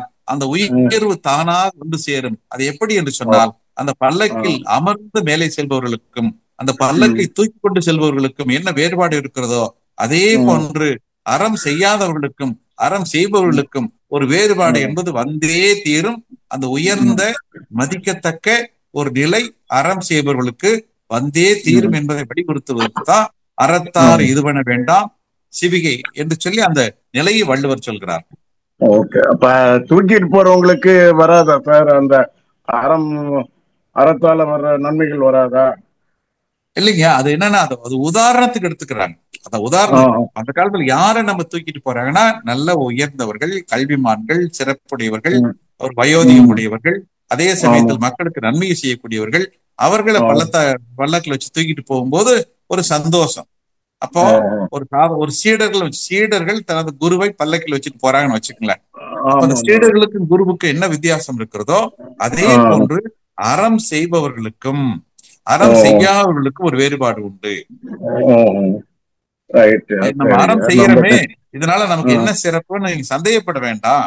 கண்டிப்பாக நீங்கள் அறம் செய்தால் உங்களுக்குரிய சிறப்பு வந்து கொண்டே இருக்கும், உங்களுடைய மேன்மை வந்து கொண்டே இருக்கும். அதற்கு இறைவன் உங்களுக்கு வேண்டிய சாதகங்கள் செய்து கொண்டே இருப்பான். அறத்தாறு இது பண்ண வேண்டாம். நம்ம செய்யறோமே, இது எதுக்கு செய்யறோம், ஏன் செய்யறோம், ஒண்ணும் செய்யாதவங்களாம் நல்லா இருக்கானே, நம்ம மட்டும் தர்மம் செஞ்சுட்டு வீணா போறோமே என்று சிலர் நினைக்கிறார்கள். அப்படி நினைக்க வேண்டாம். நீங்கள் தர்மம் செய்தால் அதற்குரிய பலன் உங்களுக்கு வந்தே தீரும். ஓகே, நல்லது, ரொம்ப நன்றி.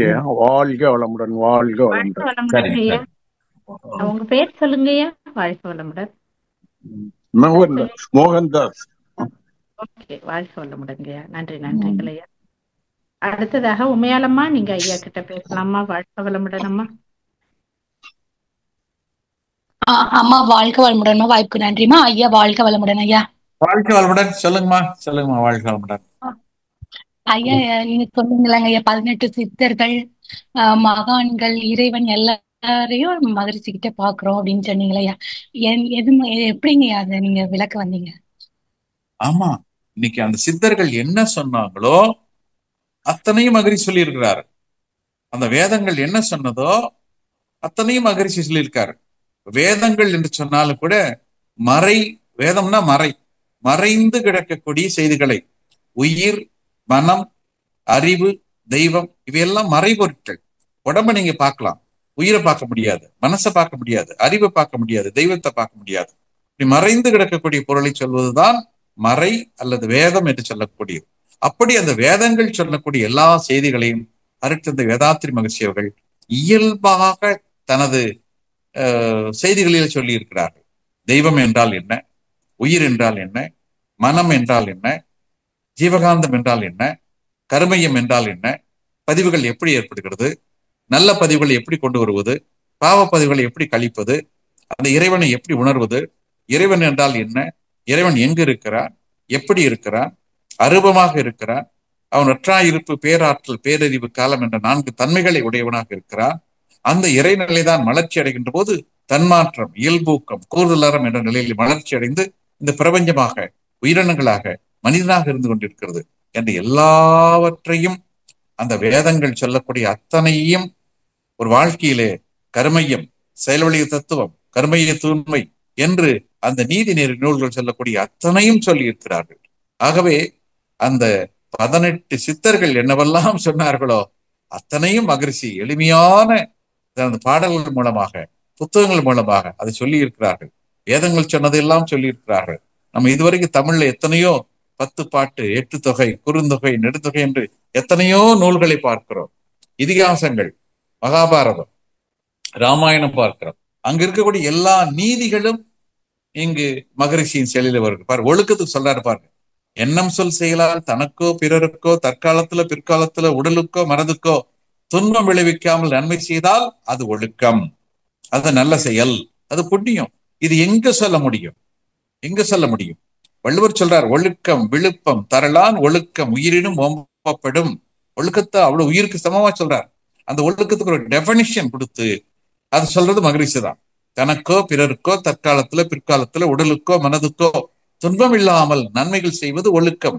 இப்படி மகரிஷி அவர்கள் எல்லா மகான்களின் பிரதிநிதியாக இருக்கிறார், எல்லா சித்தர்களின் பிரதிநிதியாக இருக்கிறார்.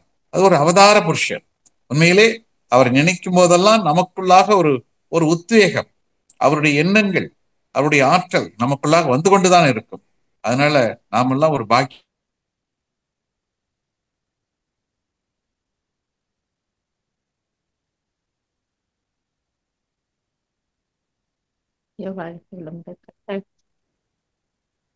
கிடைக்கட்டும். நாம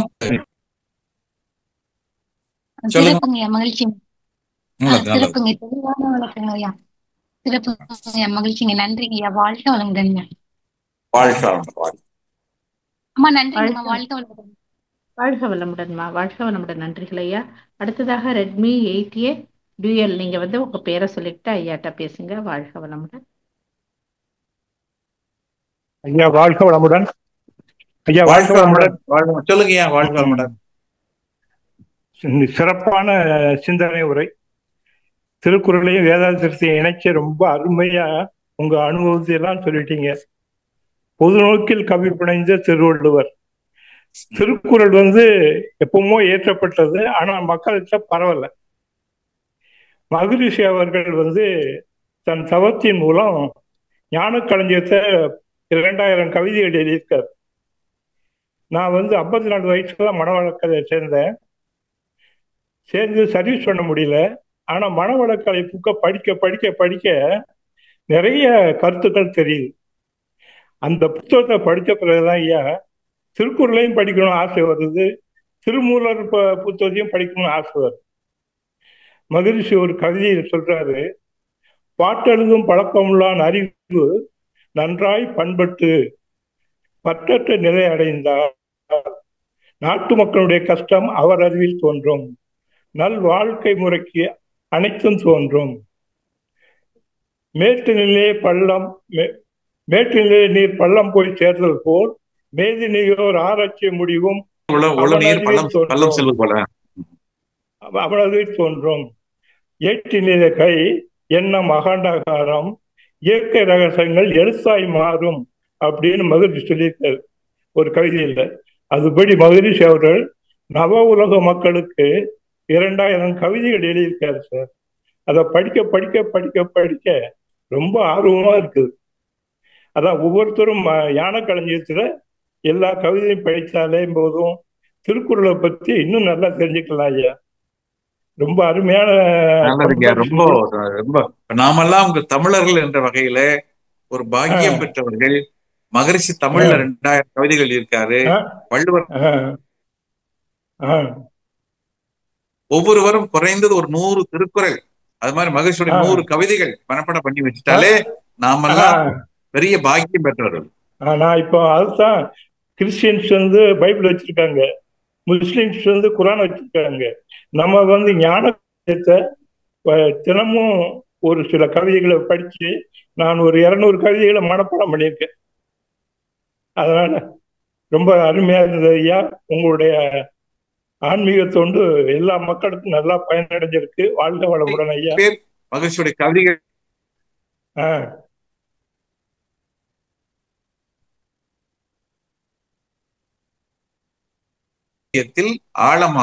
ஆழமாக சென்று அது மாற்றம் செய்து கொண்டே. ஆமா ஆமா.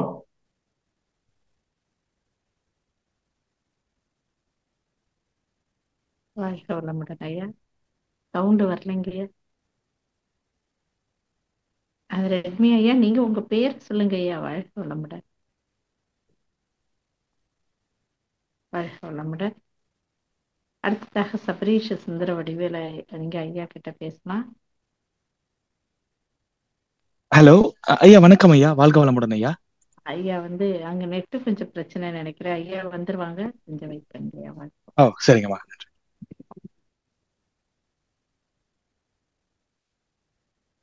ஐயா வாழ்க வளமுடன். நெட்டு வரல.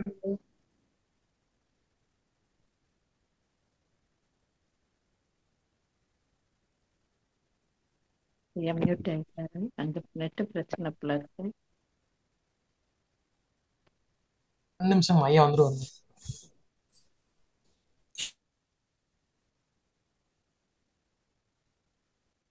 வாழ்க வளமுடன். வாழ்க வளமுடன் ஐயா. வளமுடன். இடையில கொஞ்சம் கட் ஆயிடுச்சு சொல்றேன். இப்ப கேக்குங்களாமா? கேக்குதுங்க ஐயா. இடையில கொஞ்சம் சிக்னல் ப்ராப்ளம் கட் ஆயிடுச்சு சொல்லுங்க. ஐயா வணக்கம் ஐயா. வாழ்க வளமுடன் ஐயா. ஐயா வணக்கம். சொல்லுங்கய்யா. சொல்லுங்கய்யா. ஐயா எனக்கு ரொம்ப சிறப்பா இருந்ததுங்க ஐயா. ரொம்ப நன்றி பெருமாள் ஐயா.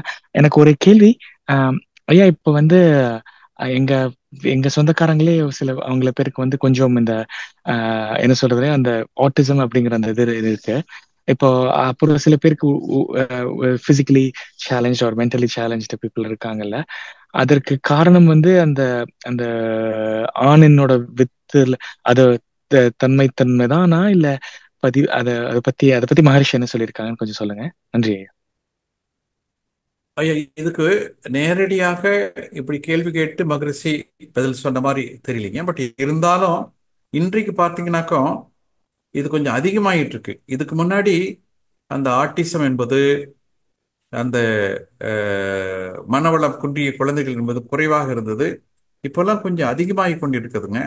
இதற்கு ஒரு காரணம் இன்று மக்களுடைய உணவு முறை வித்தியாசமாயிடுச்சு, வாழ்க்கை முறை வித்தியாசமாயிடுச்சு. அந்த கருப்பு பையில் வளரக்கூடிய காலகட்டங்களில் போராட்டங்கள் அதிகமாக இருக்கிறது. இந்த உணவு முறை, வாழ்க்கை முறை கரு உருவாகும் போது, கர்ப்பத்தில் இருக்கின்ற போது அங்கு ஏற்படுகின்ற போராட்டங்கள், சிக்கல்கள், இவையெல்லாம் அந்த வளரக்கூடிய குழந்தையின் மூளையை பாதிக்கிறது, அந்த மனதை பாதிக்கிறது, உடலை பாதிக்கிறது. இதன் விளைவாகத்தான் இன்று நமக்கு வந்து ஆட்டிசத்துக்கு பல காரணங்கள் இருக்கலாங்க. பல காரணங்கள் இருக்கலாம். நமக்கு தெரியாத காரணங்கள் எத்தனையோ இருக்கலாம். ஆனால் தெரிந்த காரணங்கள் என்பது தாய் தந்தையர் 2 பேருடைய உணவு முறை, வாழ்க்கை முறை, அந்த கர்ப்ப காலத்தில் அந்த குழந்தைக்கு ஏற்படக்கூடிய சிக்கல்கள், இதெல்லாம் இன்னைக்கு அந்த குழந்தையுடைய நிலையை ரொம்ப பாதிக்குது. அதனால நமக்கு தெரிந்த வரை அந்த தாய் தந்தையர் 2 பேரும் மகிழ்ச்சியா இருக்கணும், சந்தோஷமா இருக்கணும், ஒரு நிறைவான வாழ்க்கையை வாழணும். ஒருவரை ஒருவர் குறை சொல்லக்கூடாது, ஒருவரை ஒருவர் சபித்துக் கொள்ளக்கூடாது. அந்த நேரத்தில் உறவினர்கள், நண்பர்கள் கர்ப்பத்தில் குழந்தை இருக்கின்ற போது அவர்களுக்கு துன்பம் கொடுக்காத வகையில் பார்த்து கொள்ளணும், அவருடைய மனம் பாதிக்காத வகையில் பார்த்து கொள்ளணும். கர்ப்ப காலத்தில் அந்த தாய் எப்பொழுதும் ஒரு சந்தோஷமா, மகிழ்ச்சியா, ஒரு ஆனந்தமா இருக்கணும். அவருடைய மனதுக்குள்ளே நிறைவு எப்போது ஓடிக்கிட்டே இருக்கணும். அவர்களை வந்து அஹ்,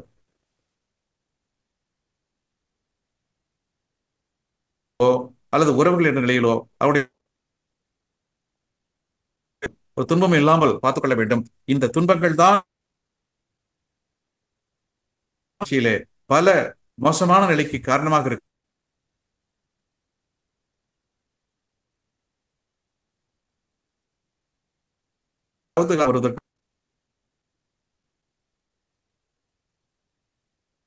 அது இறைவனுடைய செயல். அந்த குழந்தைய நம்மால முடிஞ்ச வரைக்கும் நல்லா வளர்க்கறதுக்கு ஒரு முயற்சி பண்ணுவோம். ஏன்னா இறைவனுடைய படைப்புல எல்லா ஜீவனும் நமக்கு முக்கியம்தான். ஒரு குழந்தை எப்படி குறைவா பிறந்துச்சுக்க அதை விடவும் முடியாது. அது வாழ்கின்ற காலம் வரை அதுக்கு வேணுங்கிற பாதுகாப்பும் உரிமையும் சுதந்திரம் நம்ம கொடுத்து வாழ வைக்கணும். வாழ்க வளமுடன். வாழ்க வளமுடன். வாழ்க வளமுடன் ஐயா. சிறப்பான பதிலுங்கய்யா. நன்றி, நன்றிகள் ஐயா. வாழ்க வளமுடன். வாழ்க வளமுடன். நல்ல பல விளக்கங்களையா, எல்லாருடைய ஐயங்களுக்கும் நல்ல பல விளக்கங்களோட எல்லாருடைய ஐயம் தேர்ந்திருக்கும் நினைக்கிறேன். நன்றி, நன்றிகள் ஐயா. வாழ்க வளமுடன். நிறைவு செய்துக்கலாங்களா ஐயா? இன்னும் ஒருத்தர் வந்திருக்காங்க, மாரிமுத்துன்னு ஒருத்தங்க வந்திருக்காங்க ஐயா, கூப்பிடவா? நீங்க மாரிமுத்து, நீங்க ஐயா கிட்ட பேசலாங்க ஐயா. வாழ்க வளமுடன். அவங்களும் அன்மியூட் ஆயிட்டாங்க. நிறைவு செய்துக்கலாங்களா ஐயா? நிறைய பண்ணிக்கலாம். ரொம்ப சந்தோஷம். வாழ்த்துக்கள். வாழ்க வளமுடன்களே. நன்றி, நன்றிகள் ஐயா. வாழ்க வளமுடன். அன்பானவர்களே, கடந்த 1 மணி நேரத்திற்கும் மேலாக ஐயா அவர்கள் நல்ல பல விளக்கங்களை அளித்து நம்முடைய கேள்விகளுக்கும் சிறப்பான பதிலடியும் அளித்து இருக்கின்றார்கள். ஐயா அவர்களுக்கு நமது நன்றிகளை வாழ்த்தின் மூலமாக தெரிவித்து மகிழ்வோம். இணைப்பில் உள்ள அனைவரும் தவ நிலைக்கு வந்து விடுமாறு அன்போடு கேட்டுக்கொள்கிறோம். நமது மதிப்பிற்கும் மரியாதைக்கும் உரிய முதுநிலை பேராசிரியர் டாக்டர் அருள்நிதி கே. பெருமாள் ஐயா அவர்கள் வாழ்க வளமுடன். ஐயா அவர்களும் அவரது அன்பு குடும்பமும் வாழ்க வளமுடன். ஐயா அவர்களின் உடல் நலம் வாழ்க வளமுடன். ஐயா அவர்கள் அனைத்து பணிகளும் சிறப்பாக நடைபெற வாழ்க வளமுடன். வாழ்க வளமுடன். நன்றிகள் ஐயா. நம் கடமை அறவாழ்வின் நாட்டத்தே